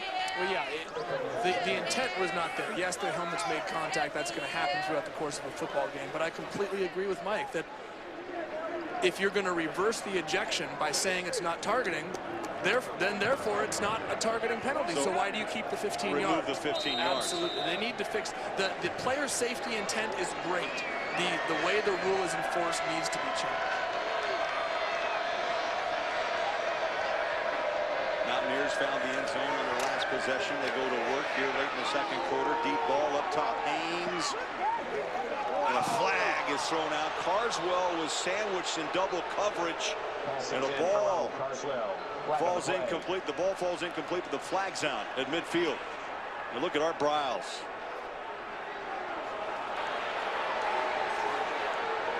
Pass interference. Defense. Number 3. Automatic first down. That's the corner, Dimitri Goodson. Senior out of Spring, Texas. Coach Briles is saying that was uncatchable. I'm not sure I quite agree with that, but a judgment call nonetheless. 1st and 10 now. West Virginia 33-yard line. Trickett. Throws and boy, the hits are coming. As Thompson, number 10, with the reception. So I can't say enough about Baylor and how they have improved on the defensive side of the football. They were taken to task more than once last season. Become a more physical team, and that's what they're doing tonight against the Mountaineers. They showed blitz. 2nd down 5. Quick throw up top. Incomplete. And the pressure came.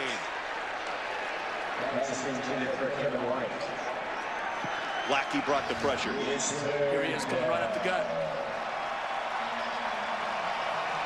This Baylor defense, we mentioned it. They're not a big physical front 7, but they're going to be aggressive. We've seen them time and time again play what's called cover 0. You have 0 people in the middle of the field deep, and you're committing everybody to rushing the quarterback, saying, "I'm going to get home before he can get that ball off," and that's exactly what happened. 3rd down and 5. Trickett throws. Tough pass, and even a tougher grab. Pulled down by Kirill Shorts. And what a great pass that was. Over the outstretched arms of a guy in the flat. You threw that ball across the field to the sideline. And the angle for an interception is so much greater on that type of a square out with a guy cutting underneath. Dropped it right over the top. Fantastic throw by Trickett. And 1st down for West Virginia. Under 3 minutes left, first half here in Waco. Trickett steps up in the pocket. Up top he goes, middle of the field, and it's just off that fingertips of Myers. Incomplete, 20-yard line. Stops the clock, 2:37 remaining. Watch this get right over the top of the outstretched defender's arms. It was a perfectly thrown ball. If that ball is any lower, it's picked off and going the other direction by Sam Hall, but instead it's a first down for West Virginia. Great touch throw by Clint Trickett. Key play on this drive. Trying to go into the locker room with some momentum. Baylor owned it all in the first quarter.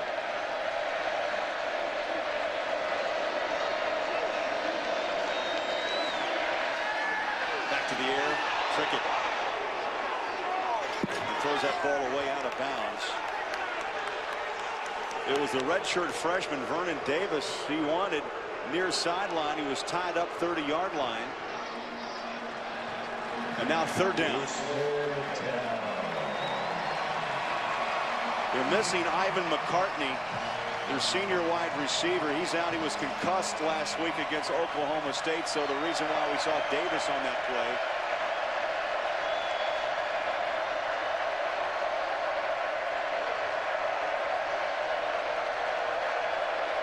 Audible.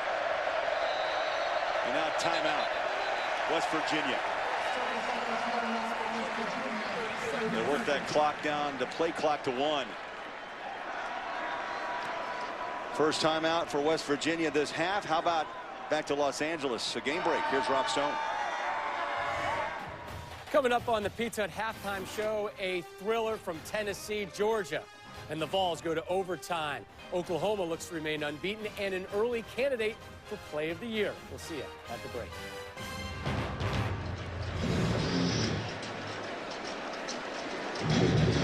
Well, some of the headliners today, Rob, interesting day of football. Plays of the year. We saw a great grab in the first quarter. James Winston, Mr. Boyd, Keenan Reynolds 180 combined yards, 3 touchdowns in the win over Air Force in the Commander-in-Chief's trophy. How about Navy coming back? What was it, 21 unanswered points to win that ball game against Air Force today? Great performance by the midshipmen. You got to love what Ken Niumatalolo has done at Navy there. Done a terrific job at the Naval Academy. 3rd down 10.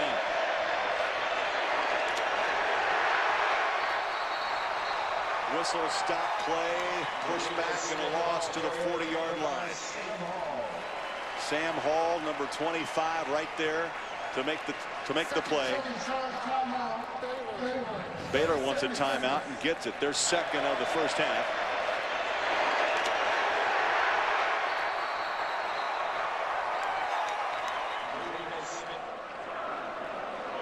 See, that picture right there speaks 1,000 words. Arms crossed, Dana Holgerson, just that slight little. Sometimes you don't have to say anything. Oh no, that's just dejection. They got to go out again. Shout out to our armed forces. It's been a rough. I'll tell you, in this country, it's been a rough time. You know, there were some questions whether or not football would be played, especially the Air Force Navy game. Well, those games mean so much. Absolutely. To the players in the armed forces. I mean, the reality is the teams from Navy and Army and Air Force, they're not going to be competing for a national championship, but they do play for the Commander-in-Chief trophy. And Joey, in a way, honestly, they represent us all. Absolutely. So Fox Sports 1 starts off your Sunday mornings with Fox NFL Kickoff as the guys get you up to speed in all that happens around the league. Then turn over to Fox to catch America's #1 pregame show, Fox NFL Sunday. This week you're going to hear from Colts quarterback Andrew Luck on his strong start, and the Colts get more football tomorrow beginning at 11 a.m. Eastern on Fox Sports 1 and Fox.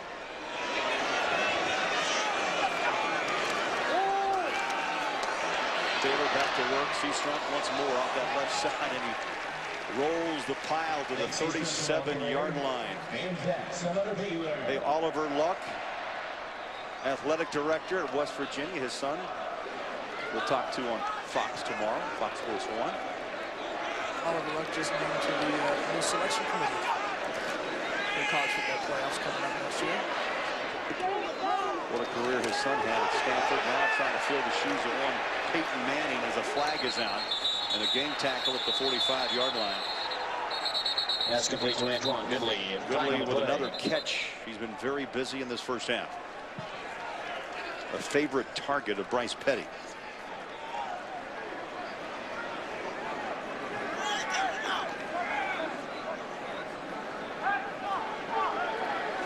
Personal foul.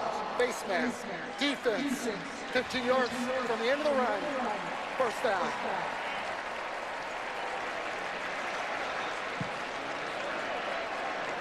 The penalty will put the ball at the West Virginia 40-yard line.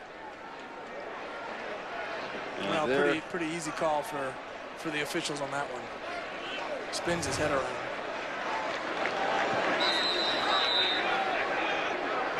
Just under 2 minutes left, first half. Petty on a play action, threads the needle, and that's incomplete. That ball took the bounce. Levi Norwood, the intended receiver.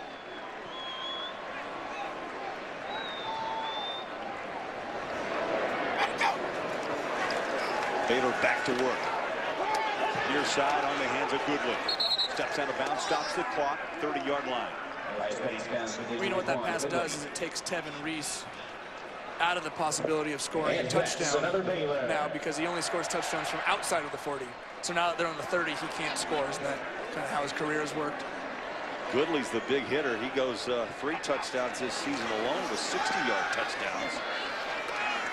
Let the patience of Petty pulled that ball down and went back to the air, complete at the 20-yard line. That's what I was just about to say. Worked his way right inside on his progression, read the coverage, put the ball on the correct shoulder for his receiver. That's not, you know, it's not just finding the right zone, but it's also putting the ball on the right shoulder to turn him away from pressure. I feel like I'm watching a 2-minute drill.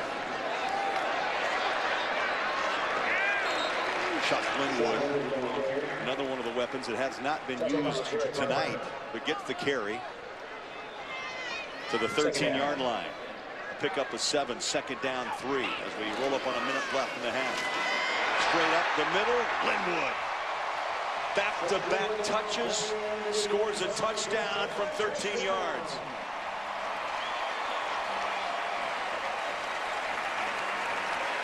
I started thinking about that stat that we had earlier in the quarter with 11 and a half minutes left.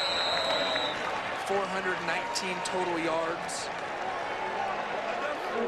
That was 10 and a half minutes ago. Yes, yes, it was. And a half of football.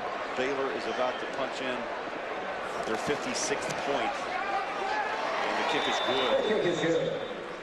So far this season, Baylor puts 69 up against Wofford, 70 against Buffalo. Louisiana Monroe, nearly 2 weeks ago, they put 70 on the scoreboard. So far, 56 here in the first half against West Virginia.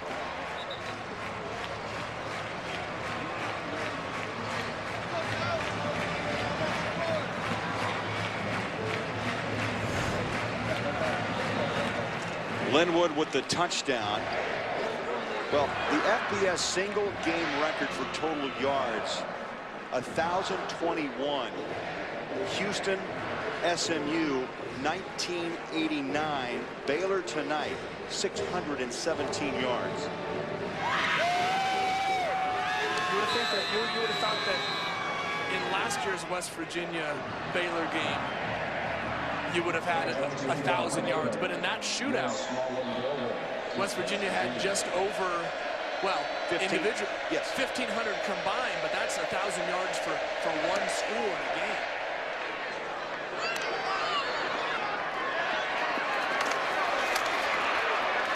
Smallwood takes the kick, and second effort gets a little bump out of bounds at the 40-yard line. 55 seconds remaining. First half.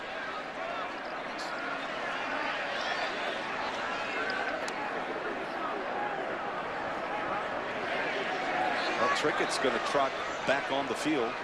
He has been pushed and pulled and hit all night long.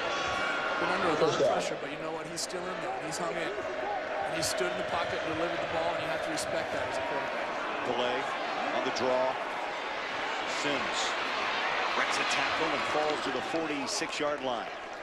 You got a glimpse of what Charles Sims can do in open space there. A great the cut. Point. Open space. Exactly. He has not been able to see daylight at all today. But if you can get him the ball into space, this guy can move.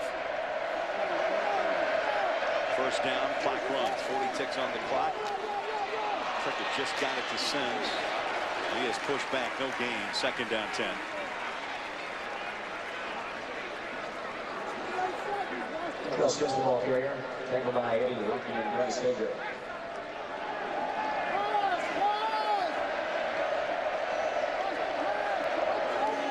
Trickett shotgun. Stumbles and takes a seat back at the 45. Pressure from the edge. Bo Blackshear. In the first half, winds down, and this crowd enjoyed every minute of it. But we're going to get a timeout with 4 seconds left.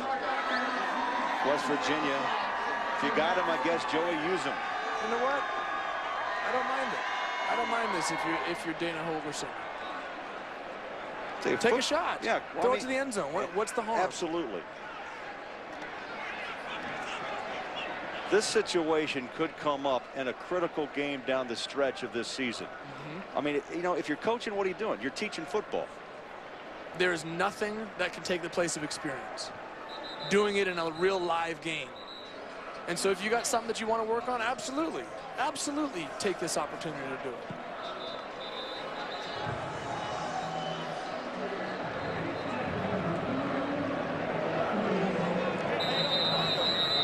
Holgorsen, remember, 7-6 a year ago.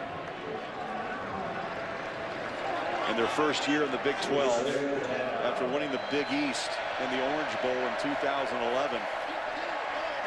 Trickett steps up in the pocket, throws a dart, and it's a little behind the intended receiver, Kevin White, incomplete. Well, if you're questioning the strength of Trickett's arm, we watched it hang by his side. He still was able to throw it and put it on a string.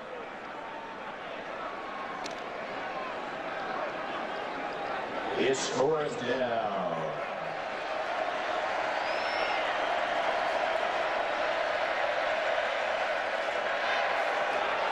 A little delay. Sims could not outrun the Baylor defense. The story of this first half. Halftime, 56-14. Baylor. We now go to Rob Stone, Coy Wire, and Eddie George in L.A. for the Pizza Hut halftime report.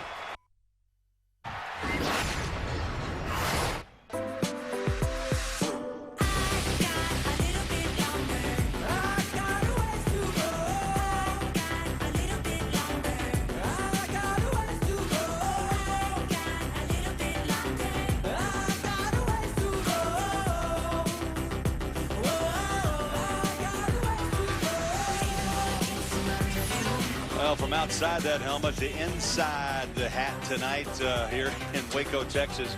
We just looked specifically at Baylor, Joey, in the first half. 56 points, 617 yards of total offense, nearly 11 yards per touch. 6 different players scored touchdowns for the Bears in half number 1. Yeah, that's the most impressive part of that stat line to me is Tevin Reese, Antoine Goodley, Bryce Petty, Lake Seastrunk, Glasgow Martin, Shocklin. Everybody scored touchdowns. You can't just focus in on one player on this Baylor offense and try and take him out of the ballgame because somebody else just becomes open. There are weapons everywhere you look for on offense for Baylor. Quickly, did Baylor answer critics tonight, or does that have to happen on the road? I'm not sure. You know, we were having this conversation a minute ago. West Virginia is a much improved defensive team. They were allowing 312 yards through the air last year. This year they're under 190, but I don't know if it's that much of an improved defense to make it a worthy competition. Well, welcome back. Fox College Football, and it's presented by Geico. Moments away to start the second half here in Waco.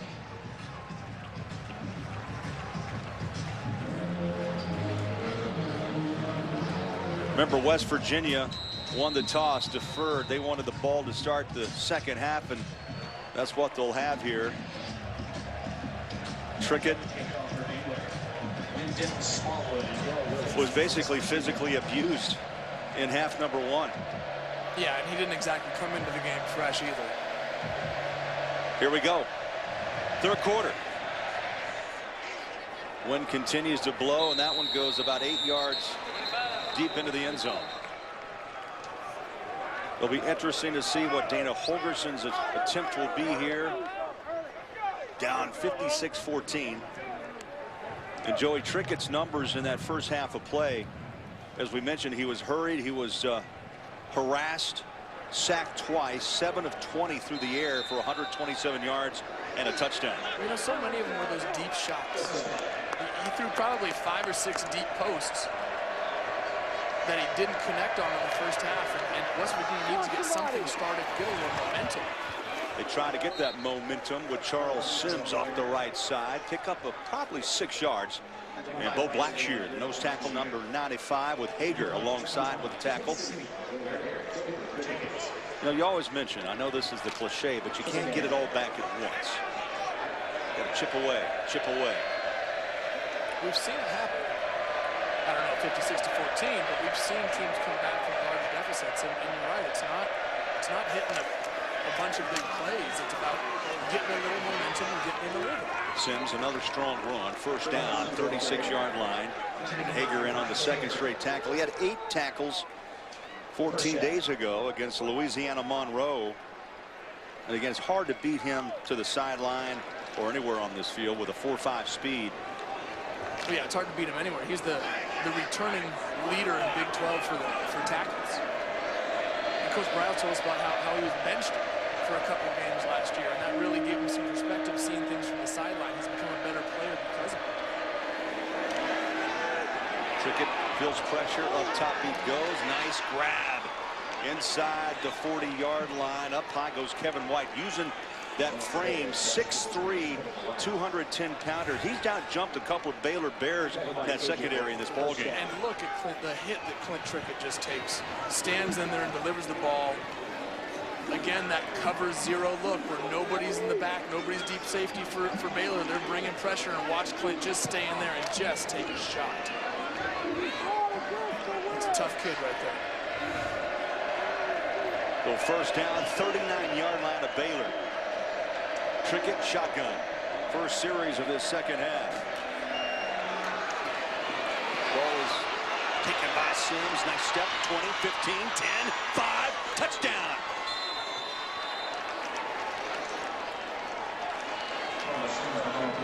Oh, impressive to start the third quarter. They gave him space. That offensive line for West Virginia, something must have got into him at halftime.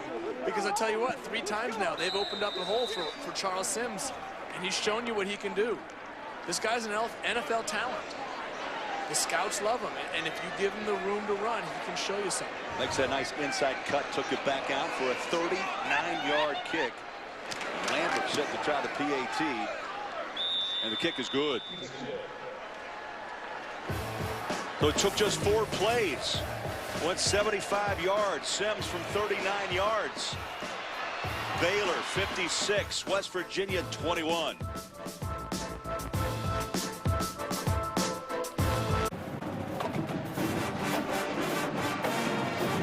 West Virginia opens up their first series here in the third quarter, finds the end zone.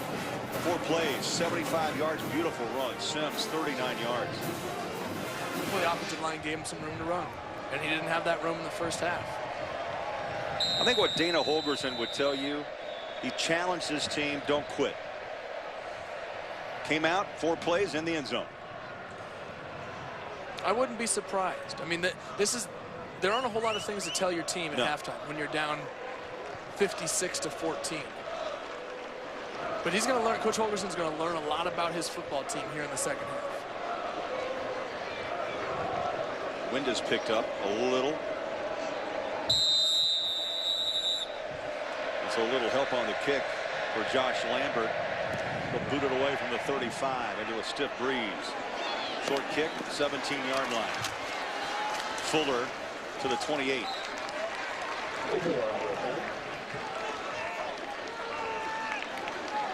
And Joey, you've been in this situation before, big leads. I'm not sure you've been up 56-14 at a half.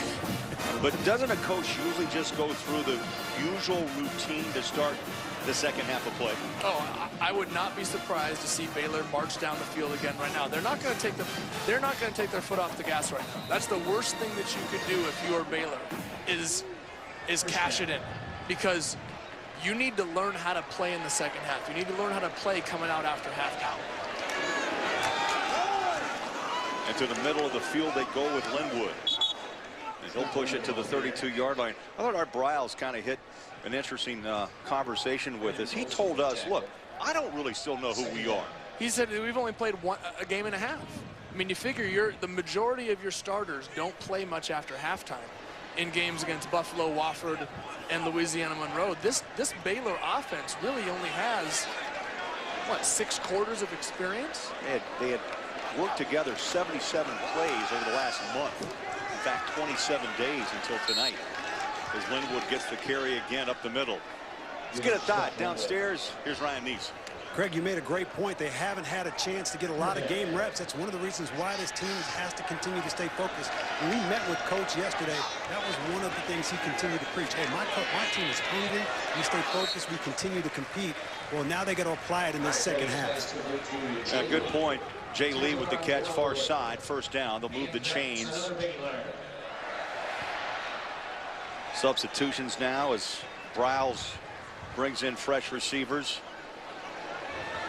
Petty lines up shotgun. Left side, Linwood. Broke a tackle. Second effort to the 50-yard line, a gain of 11. Will Clark with the tackle.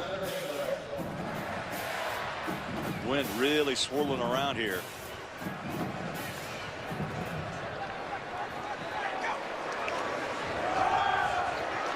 Big hole again.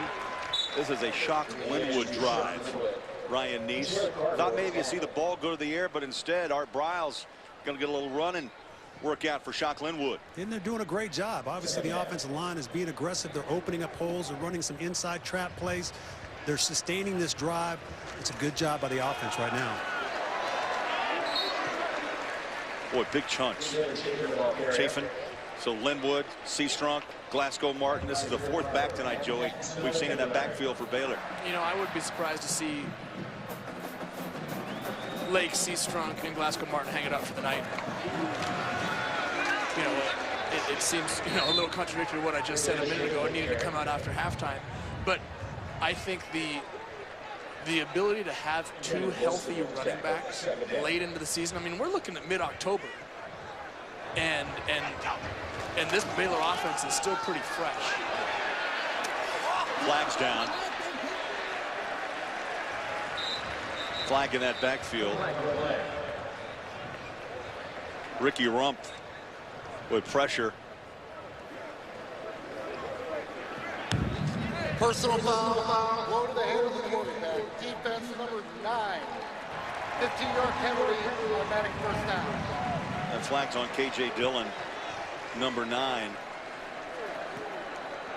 Ron and Joey, both you guys, we've seen in this game particularly, probably of the games we've worked this year, more calls concerning player safety.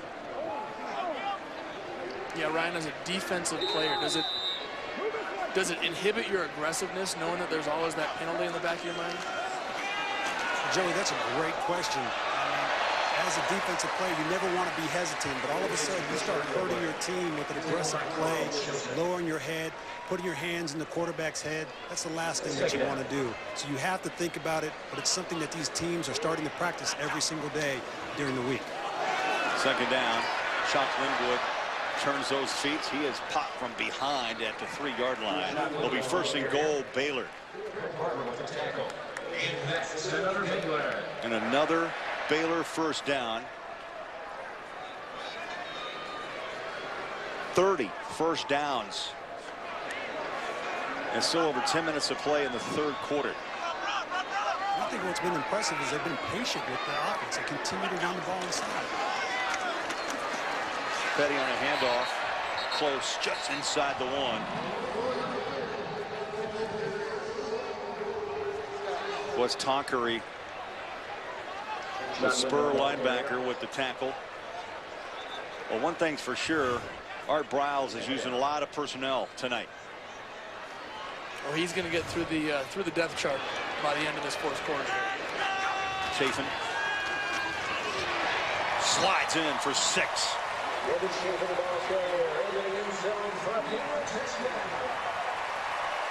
Impressive drive via the ground.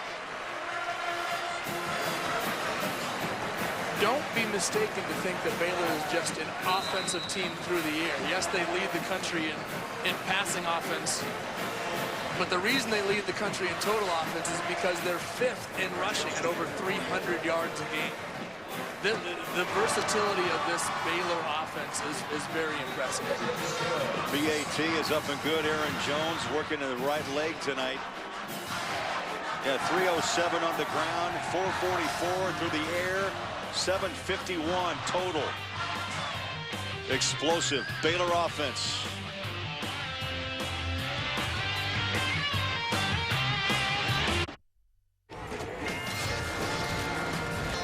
Well, here they come. Just before the players hit the field. That's called the freshman line here at Baylor. All the freshmen line up with those jerseys, and they take the field, and you better watch out. Did I see Batman in there? I think I saw Batman. I think I saw an invitation for Aaron Andrews to run with the line in November. We'll have to let her know. Hey, great tradition. See if she puts on her track shoes.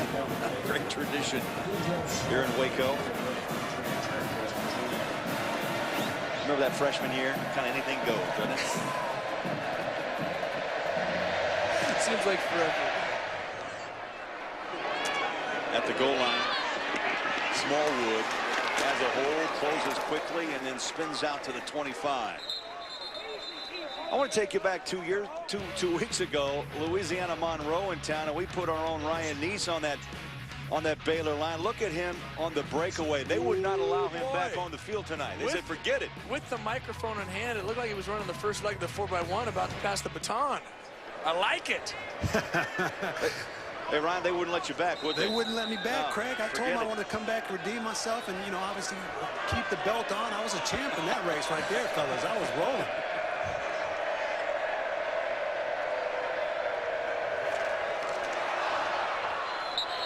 That ball's out, covered up by Trickett.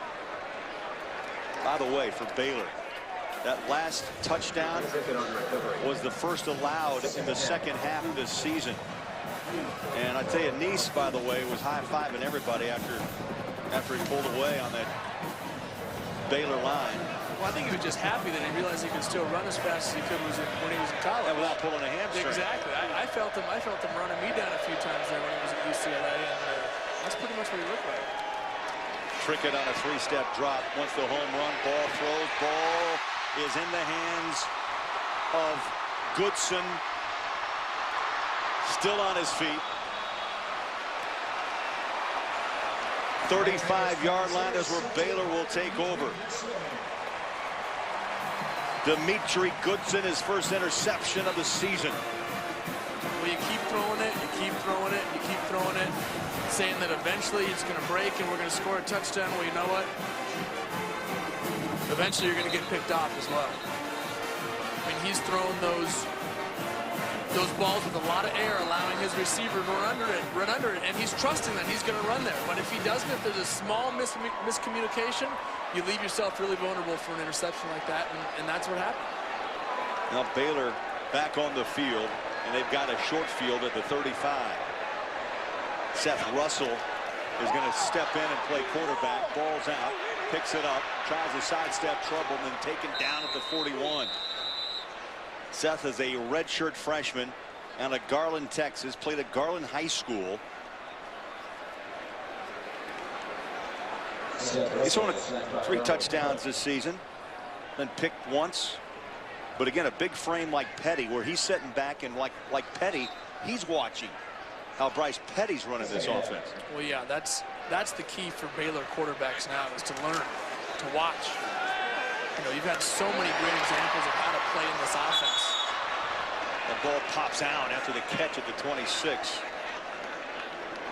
Tevin Reese from Russell.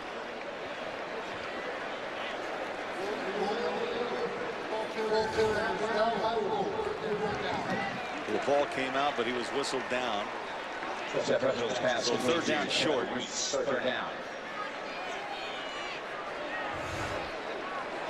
What a night for Petty.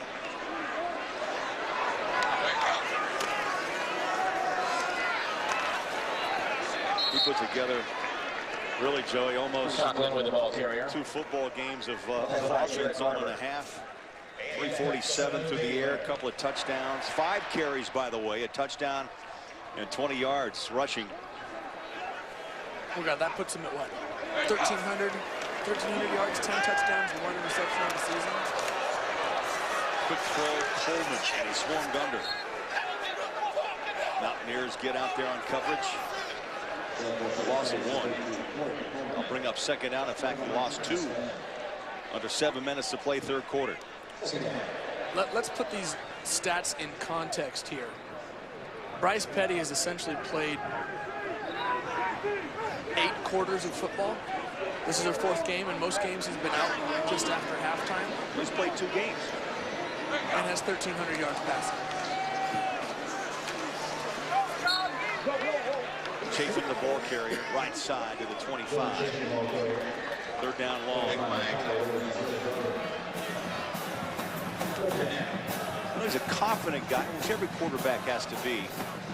But again, I don't think, and he knows Art Briles won't let him kind of get outside the edges a little bit with that confidence factor. Yeah, he walked that line extremely well. Such an engaging young.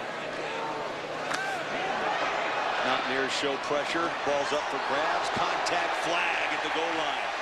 In fact, there's another one back at the 20-yard line. Robbie Rhodes, the intended receiver, got tangled up with Travis Bell, number 26.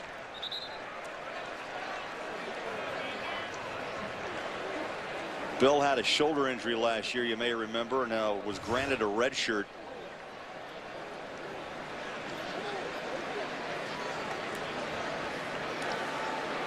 There are fouls by both teams.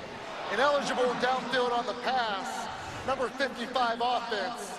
Pass interference, defense, number 26. The foul's offset. Repeat, third down.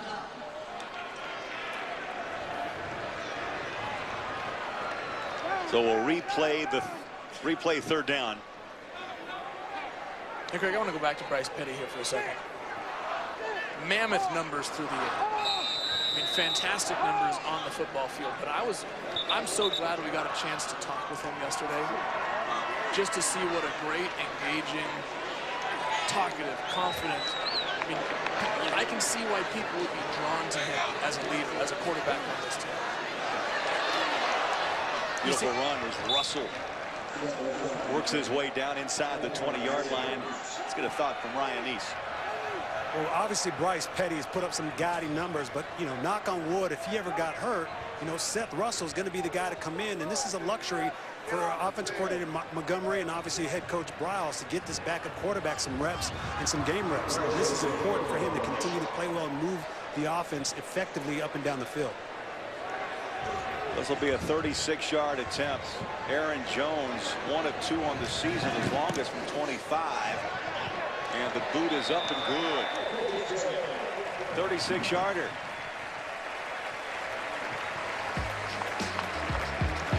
Baylor, 66. West Virginia, 21.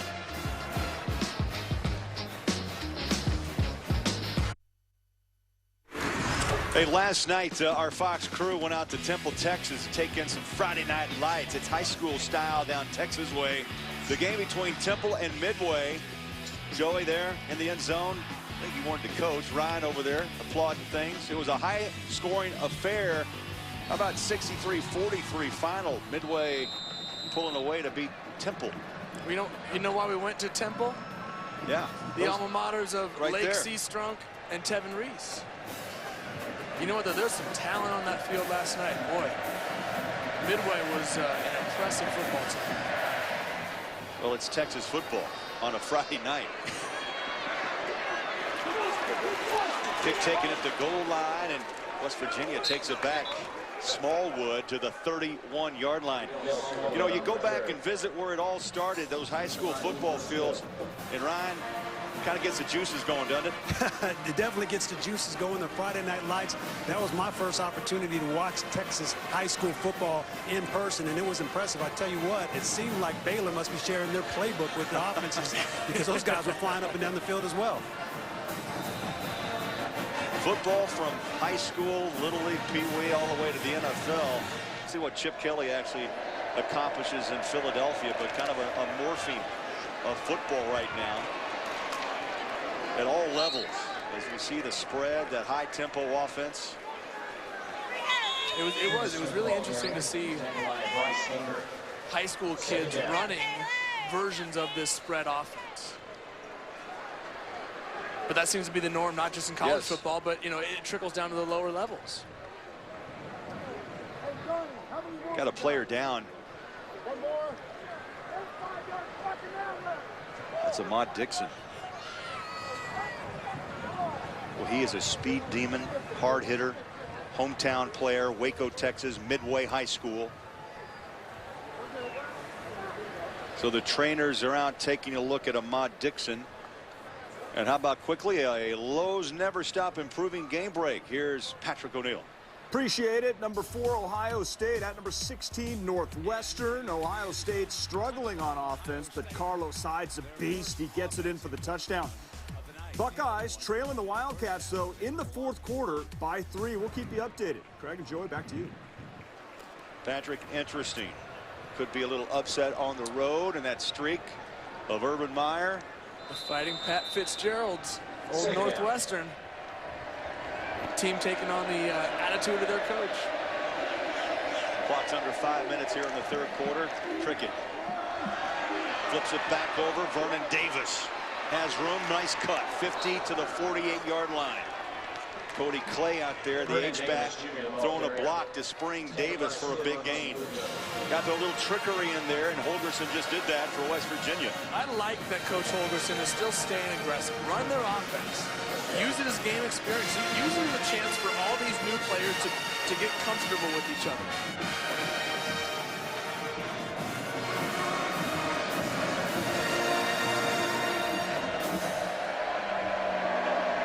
First down, 49-yard line. Quick hitter, Sims. Stutter steps, tries to hit the edge, does. Breaks a tackle and is taken out of bounds near the 40-yard line. I got a question for you. You both saw Texas football. Ryan played in that California football bonanza. Ryan, who you give the edge to? I'm a little biased to California, but obviously that's a debate. What state has the best high school athletes? And when you talk about Texas, you talk about Florida, you talk about California, there's so much speed, so much athleticism. But watching those guys on the field last night, I was very impressed. They were big, they were fast, they were strong, and they were very, very athletic. I'll tell you what, not only was I impressed, Joey, I know you were doing some self-scouting, but there was also D1 scouts out there floating around, you know, writing some names down, charting guys. And so obviously there was a lot of talent on that field last night. Well, Ryan, you left out the fourth powerhouse of high school football. That's the state of Oregon, right? I know it's just an oversight. Right, that was an oversight. I apologize. Exactly, I knew you would bring it up, though. Well, exactly, yeah. I think we actually had less people go play D1 from the entire state than were on the field last night at that high school game. Well, this crowd, despite the big lead, wants a stop here on third down. Cricket and covers. There's a bumper two, and a flag is thrown at the 15. Both players engaged. Kevin White trying to again out-jump Morton. Automatic first down. And they're going to throw the flag on KJ Morton. He's 5'10", trying to go up against the 6'3" Kevin White. Well, you know what? Anytime a receiver stops his route and a DB has his back to the quarterback, he's going to run into him. And when you create contact, it's going to be a penalty on the defense. I mean, it's almost advantageous to underthrow the ball if you're a quarterback, because it gives your receiver a chance to go up and make a play. And if that doesn't happen, at least the DB is going to run into it and you're getting 15 yards. Morton just got the hook, and Xavier Howard, redshirt freshman, just took his spot on the field. Play action as Cricket throws over the top. Little trip. No flag, and completes the call at the 1-yard line. Joe Williams back on coverage. Joey, defensive coordinator Phil Bennett might be a little frustrated right now. Obviously, one of his corners got a pass interference. We just saw a dropped interception right now. This defense has to remain focused. They got to find a way to stop this drive and get off the field. I completely agree with that, and not necessarily for the score right now, but for building up a little bit of rhythm, a little bit of confidence, and a little bit of experience for down the road. You're going to see teams like Oklahoma State, like Oklahoma, chuck the ball all over the place, and not in a game when you're up by 40 points. When it's close, and they need these plays to be made. Cricket had time, throws that ball a little high of Kevin White. Good coverage downfield by Baylor. I think that's really an interesting point about focus, because these scores, these blowouts that have occurred so far through the fourth game of this season, how do you remain focused through really 4 quarters of football? Right now, you've seen West Virginia come out and score on their opening drive. They're knocking on the door again. They're trying to put 28 points on the board.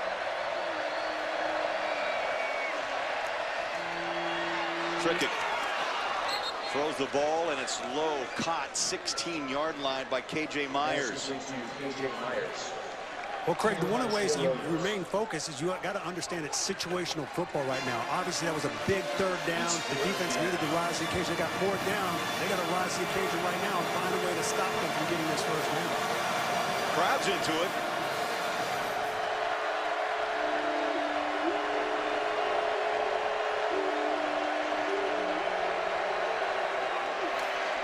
Handoff. Right side goes Sims. And like a knife, he picks up 2 yards, first down at the 14-yard line.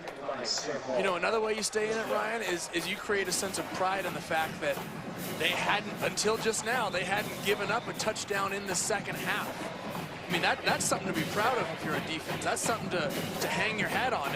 And I know you've been on teams where you may be up big and the starters on the sideline are yelling at the guys who are in there late in the second half to uphold that shutout. That's something the defense takes pride in. Trickett shotgun again off the right side. Sims bangs his way to the 11. Joe, you're absolutely right. I've been on plenty of defenses when you're pitching a shutout, or you've had a streak of games where you're pitching shutouts. This is their time right now. Once again, they're over there talking about it. They understand what how well they've been playing. And again, this defense sometimes gets overshadowed by the offense. If they continue to play well, people are going to start talking about this defense more and more. West Virginia trying to pick on freshman D-tackle Byron Bonds, number 96. In zone up top, in coverage, and knocked away. Knocked away by Orion Stewart. Redshirt freshman who backs up Ahmad Dixon, who was shaken up earlier on this drive. Warren Stewart did a great job breaking up that pass. He came over, read the quarterback's eyes. He had a chance to make the interception, but he did a good job batting that ball away. 3rd down 8.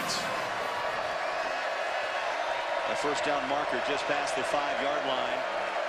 Trickett again, shotgun, hands it off up the middle, goes Sims. And he's knocked down just inside the 10 at the 9-yard line. I'd say the key for Sims in this second half, and you mentioned it's space. You give him a little wiggle room and watch out. This guy's a tough runner. He's a tough downhill runner who's got a little bit of shape to him. No, he stands tall, too. He runs like an Eric Dickerson. Standing straight up. Absolutely. I was going to say that Eddie George is who reminds me of that. Sorry, big, Eddie. Yes. Yeah, exactly. You got to keep it in house, Craig. Got to keep it in house. 4th down. Trickett to the end zone. Ball tipped away, incomplete. And so Baylor, with a little bit of a makeshift secondary and front line, holds on a 4th down. 40 seconds left, 3rd quarter. Baylor up big on West Virginia.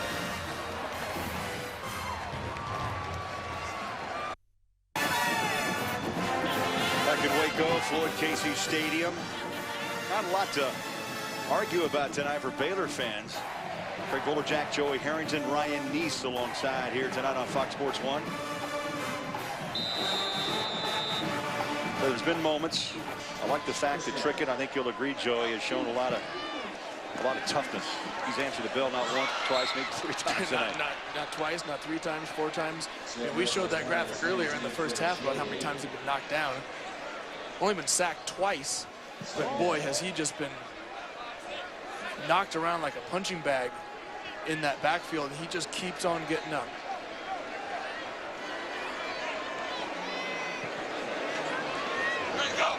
Second down. Ball is out. Picked up and thrown away. Seth Russell was trapped right at the goal line. And we talked about the pressure, the chaos that has surrounded Clint Trickett. Yeah, he has been on his back. Even when he's throwing touchdowns, he watches the end zone, or watches the play from the ground there. You know, this young man came into the game with a dinged up shoulder. You could see him during the game favoring that right side, you know, answering the phone with his left hand. 7 hits and 4 knockdowns. 3rd down long. Shockwood.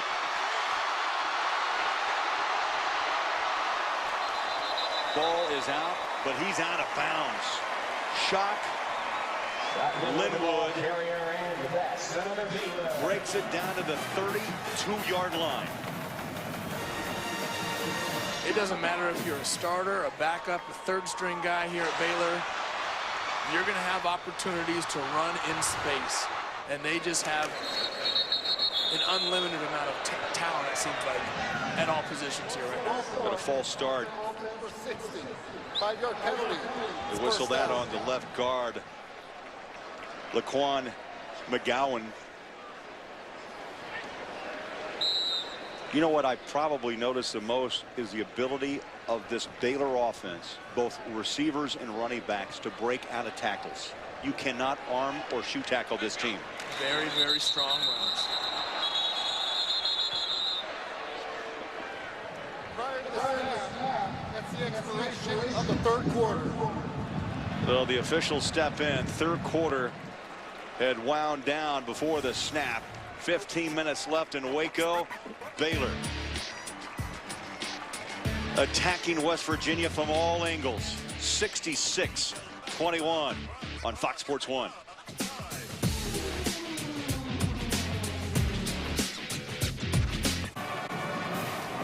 Oh, Baylor's freshman class having a good time as we look at tonight's game summary, brought to you by Ford Service. Total yards 750 for Baylor, 261 for West Virginia. For the Bears, 7 different players with touchdowns, and once again over 60 points in a ball game against a conference team. That's the impressive part, is you did it against Louisiana Monroe and Buffalo and Wofford. Now you got 66 and you're knocking on the door again against a Big 12 team. Seth Russell on a handoff. Linwood, who just had that big run, breaks a tackle and is thrown down 33-yard line. Bijan backs, second, third effort. How tough. You know, a lot of times too, Joey, as you know, you're judged by yards after contact, and I think he's going to rank pretty high tonight. Yeah, both he learned by watching Lake Seastrunk, who was breaking out of tackles all night. You know, there are very small holes for running backs to run through in that offensive line, and it's about getting through that first line, then making somebody miss. Well, blistering tonight. Seastrunk, 15 carries, 172 yards. That's over 11 yards a touch, 2 touchdowns. Goodley had 7 grabs, 170. Reese, 3 catches for 73 yards. Before Art Briles put them on the bench for a breather. Big hole right side, and running right through it is Chafin, number 28. Jared Barber with the tackle, the Will linebacker. Would you talk about Seastrunk and Heisman discussions this coming week? I think his name works into the discussion.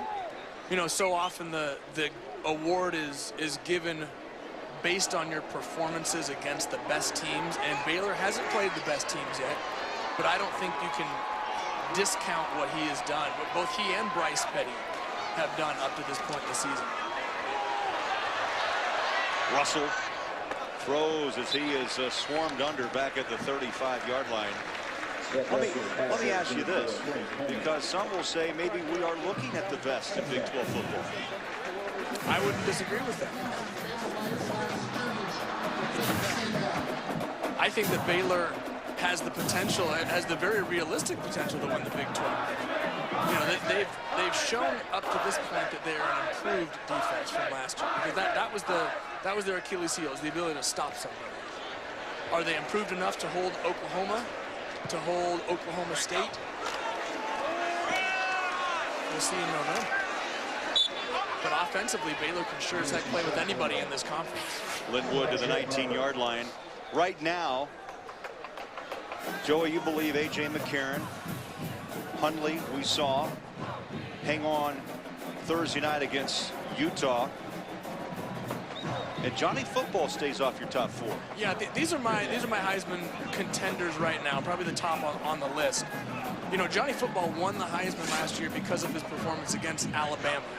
People gave it to him because of his performance in the big game, and frankly, they lost to Alabama. So I wouldn't put him on that list right now. That's not to say that down the road, when they play some more big games against LSU, that he won't work his way back onto, you know, my list, which, you know, what kind of weight does that carry? But that being said, you know, you can't look past a guy like A.J. McCarron, who in that game against Texas A&M happened to go for 280 and 2 touchdowns with no interceptions. I mean, the play of these other quarterbacks has been, I think, above that of the play of Johnny Manziel. Jones wants a field goal try at 37. He's got it, and it's up and no good.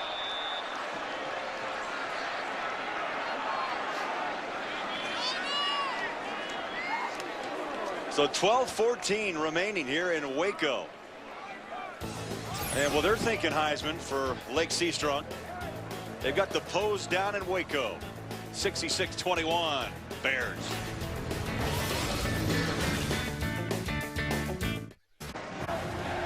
Next Saturday, the American League's two best teams will look to their brightest stars in the American League Championship Series as they try to move on one step closer to the World Series.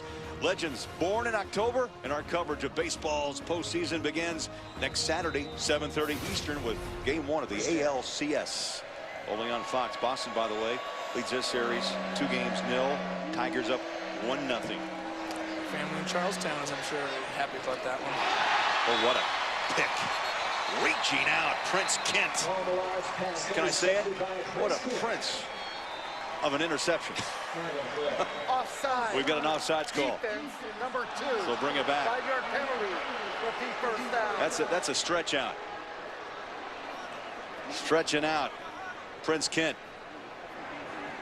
It's a shame that that penalty negated your great call on the interception. I mean,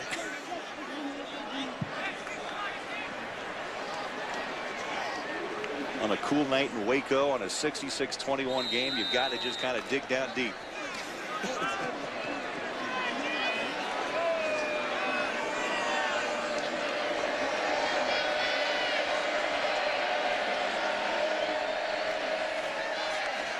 First and 5.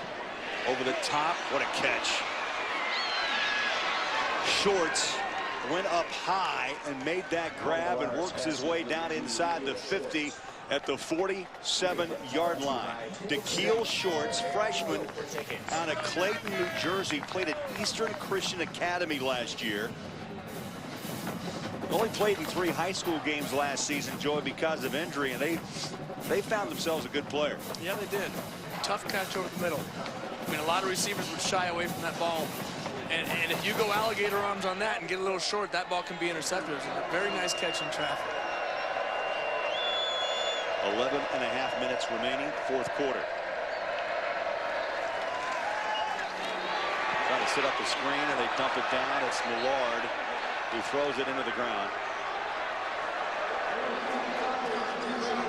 Number 2 was in the area. Well, the crowd wanted intentional ground, and we've seen that call a couple of times this year. But the referee, Reggie Smith, was quick to say that there was a player in the vicinity. That was number 2, Dreamus Smith. Well, yeah, when you're throwing a screen like that, you can just chuck it into the ground. That's the smart call. Just throw it at the guy's feet.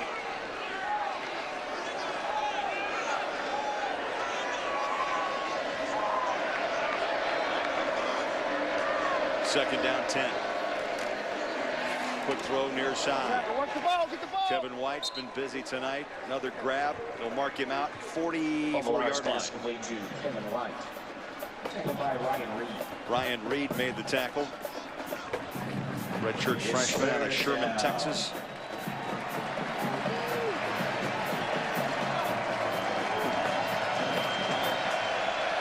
Smallwood and Smith in the backfield.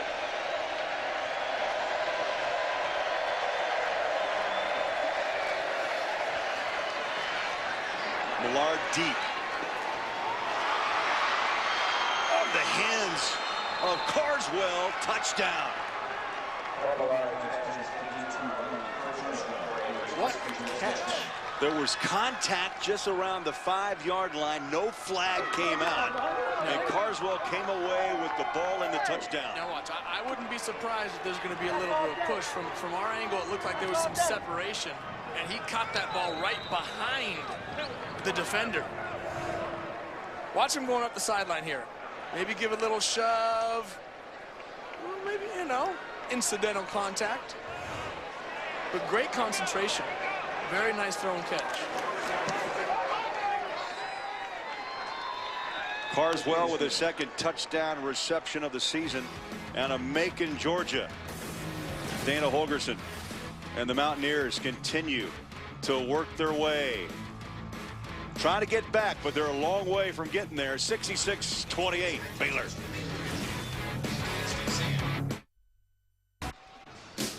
Well, if you come to Waco, Texas, you got to stop by VTEX for some barbecue. Our crew stopped by there last night before heading out for some high school football.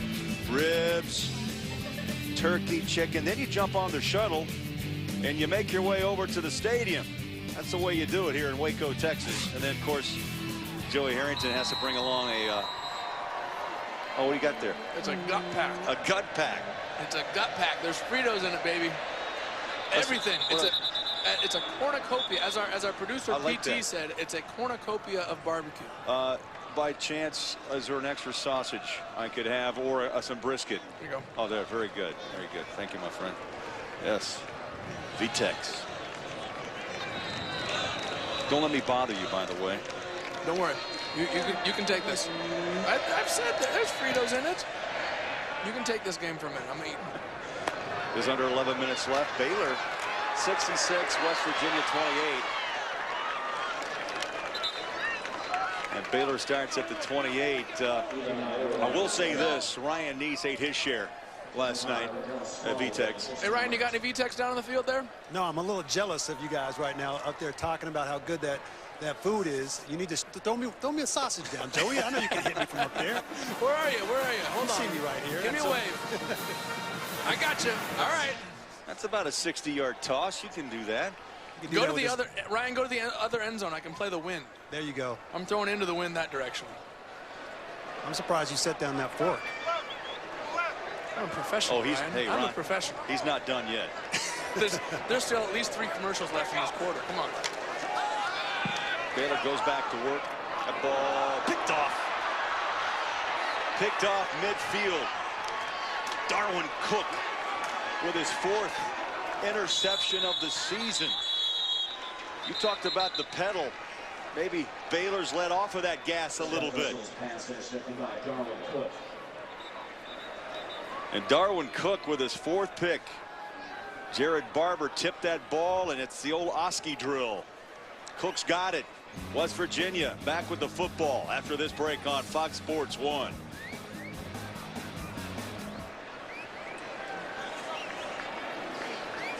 So we keep it here.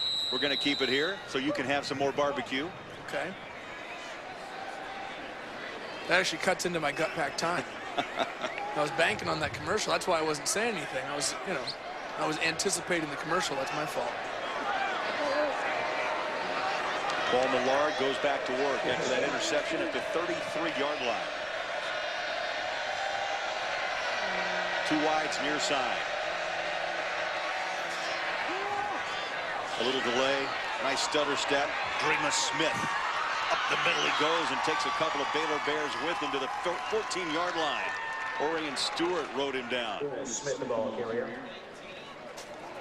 Dreamus Smith out of Wichita, Kansas via Butler Community College. Craig, take a look. Don't take it. Quick throw near side. Sims thrown out of bounds back at the 8-yard line. There we go. Let's get this going. Take a look at the receiver here. You can't, oh boy, you can't turn it down. We talked about it a minute ago. West Virginia's wide receiver went across the middle of the field, and had he pulled back, the ball would have been intercepted, and instead he went up and made a great catch and tough catch in traffic. This time the freshman receiver from Baylor pulls back, anticipating getting hit, and that ball gets intercepted. Charles Sims lines up, the lone back. Under center goes Millard. Runs into Sims, now slings it to the end zone, and that ball is out of bounds. Just a busted play as Millard hits Sims on the rollout. 9:23 left. And that brings up 3rd down and short. Call it 2. You know, the fact that we're still calling Sims' name, the fact that Cook is making the interception, it tells me how much experience this West Virginia team needs. I mean, they've just got to get game experience. They need to work together. Not very often you'd see these guys still in the field. From the eye, Sims crashes and looks to have the 1st down. He needed to just pass the 5, and they'll mark him at the 4-yard line. Behind the left guard, Marquise Lucas.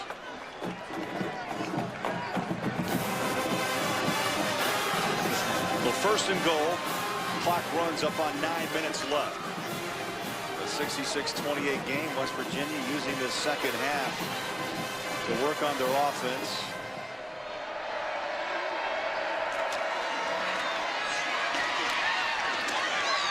Up the middle again goes Sims.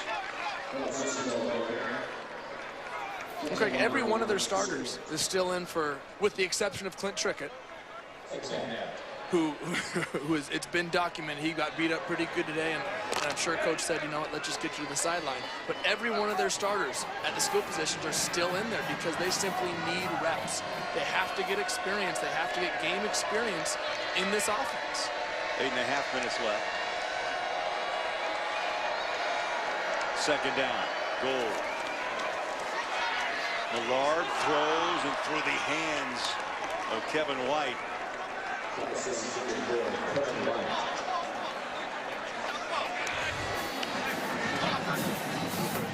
Oh, he's going to watch this in the film room and say, really kick himself. That's a ball he's got to have. That's a catch he has to make. And he's made those catches tonight. Third down goal. A large shotgun, quick throw, timing pattern up top. That ball is tipped and got a flag. A lot of contact. Carswell battling with the freshman Xavier Howard.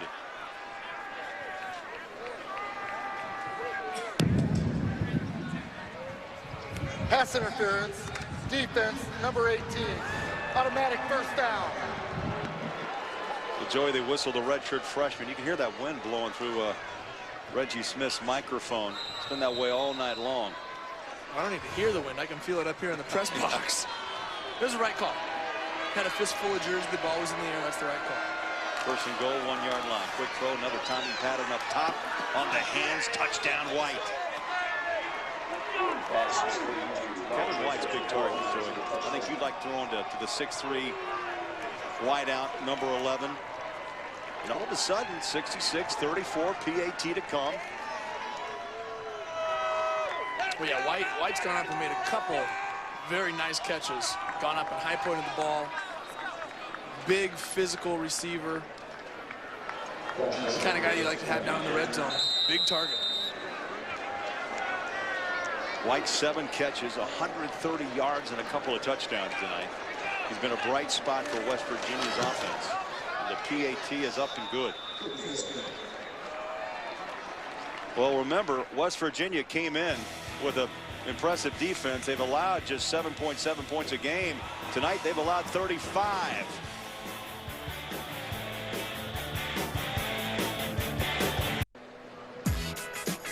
Well, here's what's coming ahead for Baylor next week. We'll be in Manhattan, Kansas on Fox for Baylor and Kansas State. Then it's Iowa State on the 19th. That's a home game. Then back to Lawrence in Kansas against the Jayhawks, Charlie Weiss and company. Then back home to take on now the 11th ranked Sooners of Oklahoma. That's going to be the first real test. Their first road test is obviously going to be next week with us on Fox at Kansas State. Going on the road for the first time is always tough. It's amazing. You and I were speaking that this schedule with 2 bye weeks sandwiched in between one game of Louisiana Monroe, front and back. That's the first road game in mid-October. Mid-October before you go on the road. Number 22. Succeeding slot. First down. You know, opening Big 12 plays one thing, but playing a road game against the reigning Big 12 champs is another. Granted, no Colin Klein, no Arthur Brown. Kansas State lost a tough one today to Oklahoma State. Not the team they were a year ago. No, but you're still in Manhattan. Yes. And it's a tough place to play. We saw Texas go into Ames on Thursday night, and they were in for a battle. So anytime you go on the road in the Big 12, it's going to be a tough ball game.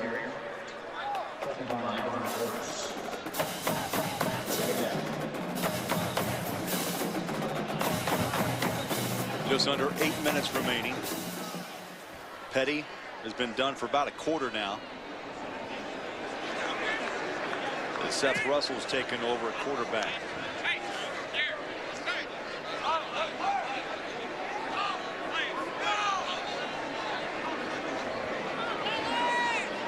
Play clock to 7. Shoestring tackle.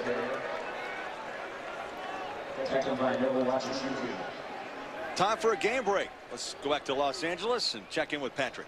Well, Ohio State sure faced a tough test at Northwestern, but Carlos Hyde was beast mode, 168 yards, 3 touchdowns. Right now it's 34-30 Ohio State, seconds left. They should hang on for their 18th straight victory. Craig and Joey.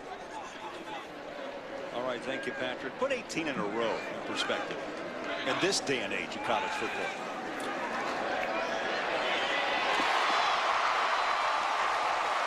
The closest thing I can think of, and it was about, well, what, 13 years ago, was Miami.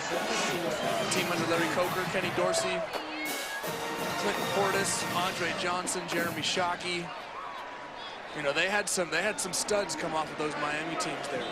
Kellen Winslow, Jonathan Vilma, Ed Reed. The list goes on, but that was a stacked Miami group. And I don't think we've seen that type of winning streak since that Miami team. All played on Sunday, by the way. First down Baylor after the catch. Inside they go, big run, breaking it. Here comes Chafin. Barrels his way past the 10. How about laying the shoulder pad down to the 7-yard line and follow the block? Kyle Fuller, the center, open it up. And a 1st and goal for Baylor.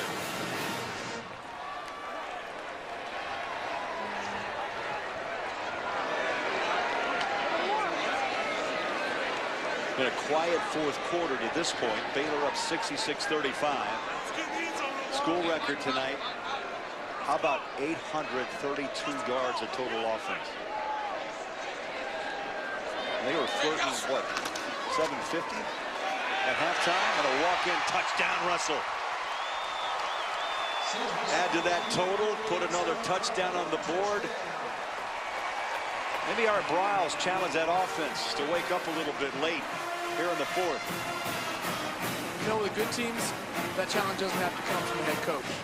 That challenge, like we talked about earlier, comes from the starters on defense, comes from Bryce Petty, comes from the Lake C. Strunks. On the great teams, the starters will challenge those backups to be just as good as they were.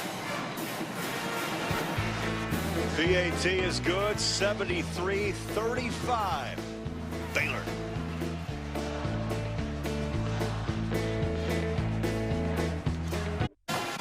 Hey, time for our Right Stuff player of the game. How about co-players of the game? Presented by Academy Sports and Outdoors. Seastrunk and Linwood tonight.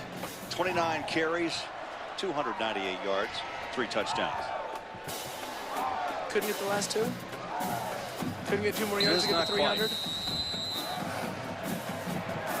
Not quite there. Coming up short.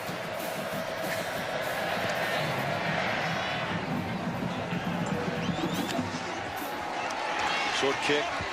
Davis breaks a tackle and another, and is stopped at the 30-yard line.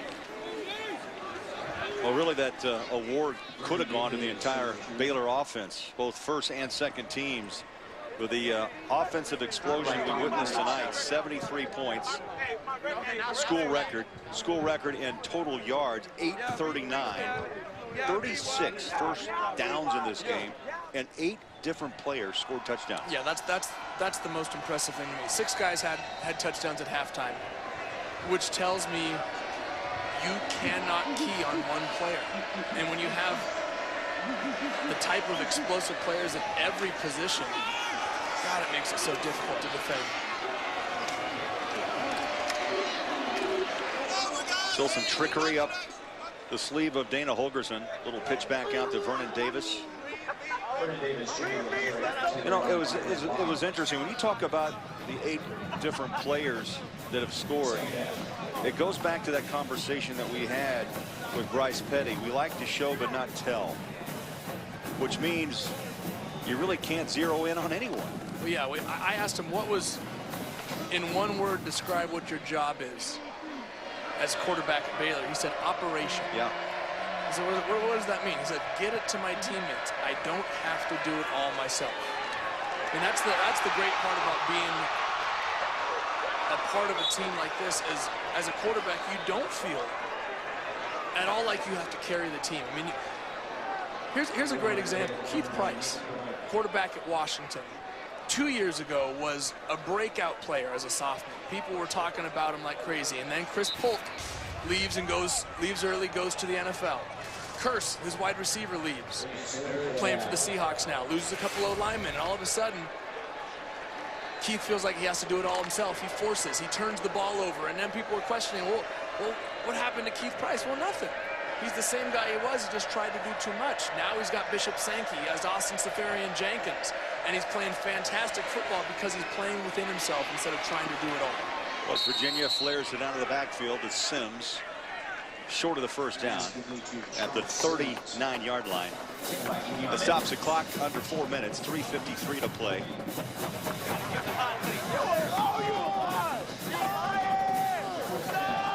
That brings up 4th down and 1.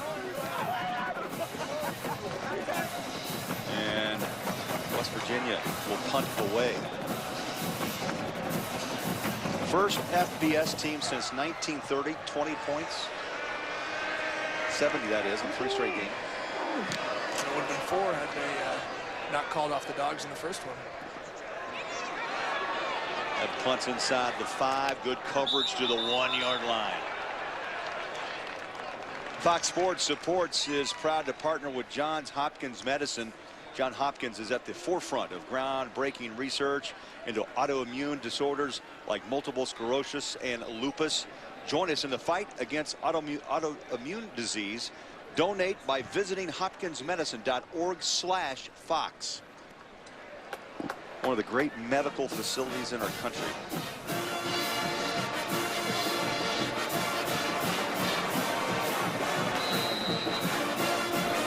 I'll tell you what, 2 weeks ago it was a hot night in Waco. Tonight it has turned a little chilly. Not gonna lie, I'm a little cold up here. Yeah, it is at least a 40-degree difference than it was 2 weeks ago.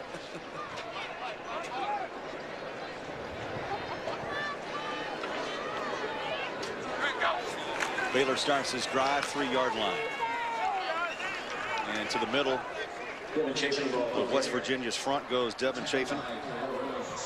Kyle Rhodes with the knockdown tackle.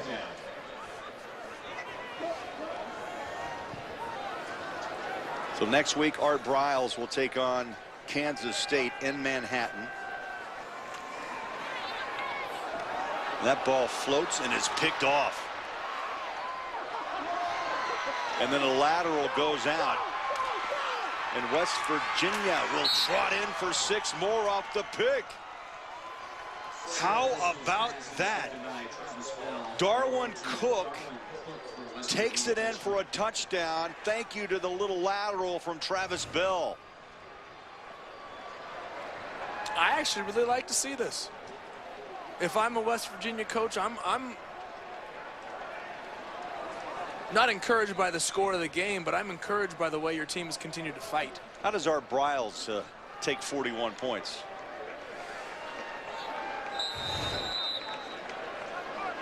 I don't know that you worry about it too much. I think you need to continue to work on your focus from your second group.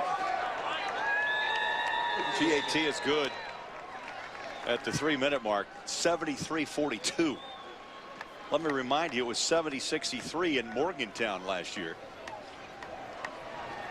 And the scoring onslaught continues. Don't forget, Fox Sports 1 starts off your Sunday mornings with Fox NFL Kickoff. The guys will get you up to speed in all that's happening around the NFL. Then turn over to Fox to catch America's #1 pregame show. Fox NFL Sunday, you'll hear from Colts quarterback Andrew Luck. All about the Colts' strong start. Football tomorrow, 11 a.m. Eastern on Fox Sports and Fox Sports 1. You know, Craig, back to your question a second ago.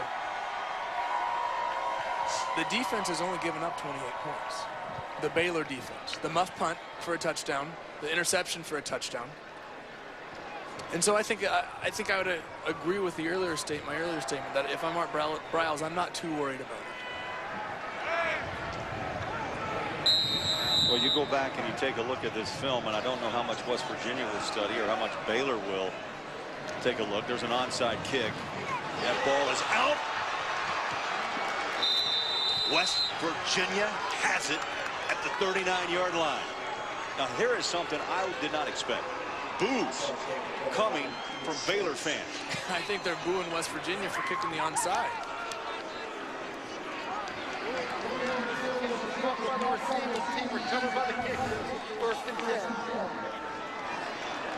I think they're booing the fact that they just want Baylor to get the ball back. Has to go 10. Just crossed that line, and the ball pops. Yep, it went about 11. Hit him right in the face mask and bounce away. I got to tip my hat to Coach Holgerson. I mean, there's been no quit. He has not allowed this team to quit. He's also called some nifty plays along the way. Oh, yeah, he's gone into his playbook, throwing that reverse in there a couple times in the second half. Thompson with the catch over the middle. Coach Holgerson wants to use this as positive game experience. Under 3 minutes left. West Virginia on the move again at the 45, fresh downs. Millard on a handoff. He'll give it to Smith. And Dreama Smith is out of bounds. 41-yard line. Stops the clock at the 2:37 mark.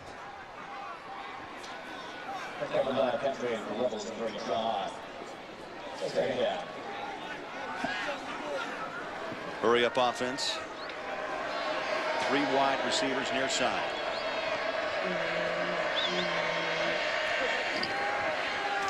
Play action. On the pocket goes Millard, throws, and it bounces incomplete. Now there's a late flag. Penalty marker down, 45-yard line.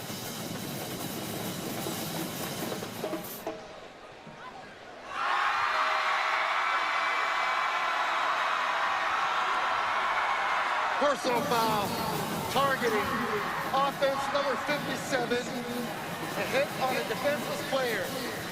That's a 15-yard penalty. Repeat the down, and by rule, number 57 has disqualified himself from the game.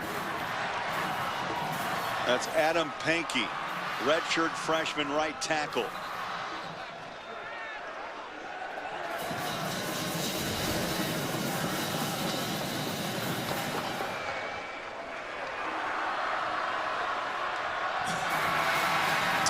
Well, boy, we saw a similar play reversed. And here's the difference. On the earlier play up the sideline by Cook, he was going in to make a tackle, and there was incidental contact helmet to helmet. So the review now goes upstairs. I think this one's going to be different, because he peeled back to make a play, make a hit on a defenseless player, and he went and he hit him in the head. And I think by the rule as it stands right now, this is going to be upheld. And not only is he going to be kicked out now, but he's going to miss. He's going to be ineligible for the first 2 quarters of next week's ball game. Could prove to be a very costly penalty.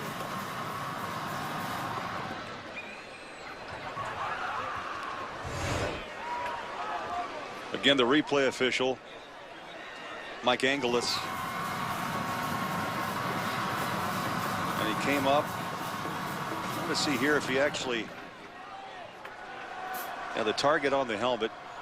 Well, there's no question that it's square helmet Yes. to helmet.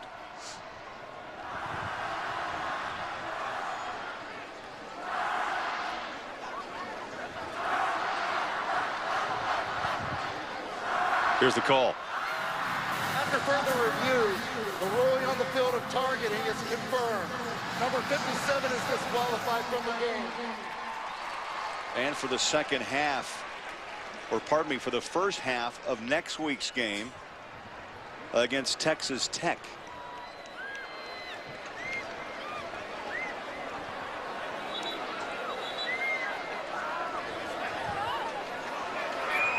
All about protecting players.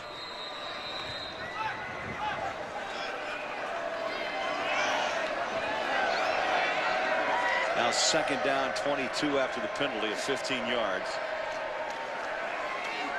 Quick throw far side. And drop down to the 50-yard line is K.J. Myers.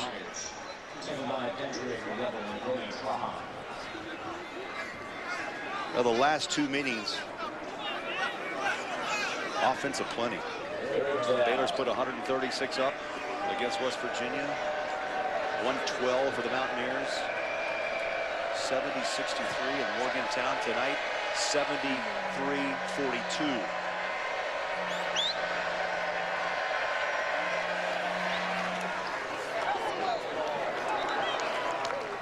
That ball floated away off the hand of Millard. Kevin White, the intended receiver.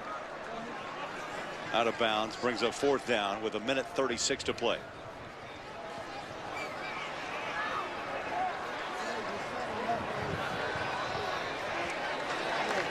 Dana Holgerson stay with Trickett. What do you think about Millard's play here in the second half? I know it's a little different scheme. Plus, you took on a lot of substitutions, second and third teamers for Baylor. I think that the injury is going to have something to do with it. I think Cody Trickett's health will be a factor. I would agree. Jamal Palmer came in untouched and just collected his 2nd sack of the season. And Holgerson is out there barking. Well, here's what's ahead for West Virginia. Red Raiders at Texas Tech, followed by the Wildcats. That's a road game in Manhattan. TCU in Fort Worth. And then a home game against Texas. That is not an easy schedule ahead. No, it's not. Texas Tech. Under Coach Cliff Kingsbury's a very good football team. Played a great defensive game against TCU a few weeks ago. Something you never expect to hear out of a Texas Tech football team. But they've got a tough defensive game at TCU. And for an offense that really hasn't found any rhythm with any quarterback, that could be a tough task ahead. We talked about the emotions. I mean, there's no quit in Dana Holgerson. Upset with that sack. And he has really helped this team fight back to put 42 on the board.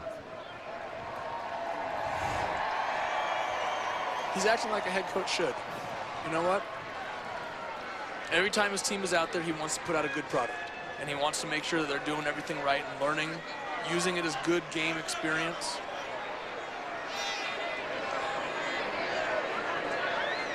Another minute left. Now flag's out. Full start, offense, number 3. That's a 5-yard penalty by rule because the clock was running under 1 minute. This requires a 10-second runoff.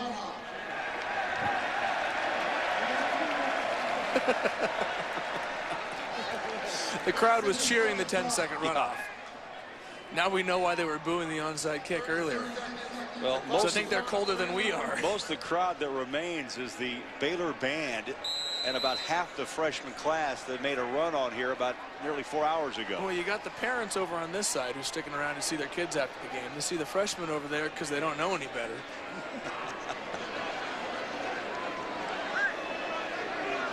It's a Saturday night in Waco, right? There's something going on campus, right? Webb just got the call. There's a couple of 14s dressed out tonight, and that's Anthony Webb. How about that play with a second left? Now the clock runs out, and this one ends. Baylor stays unbeaten at 4-0. And West Virginia now 3-3 on the year. For Joey Harrington, Ryan Neese, Craig Bullerjack, we say goodnight from Waco. 73-42. You've been watching Fox College football right here on Fox Sports 1. Let's take you to LA for Fox Sports Live with Don Bell, Ryan Field, which starts right now.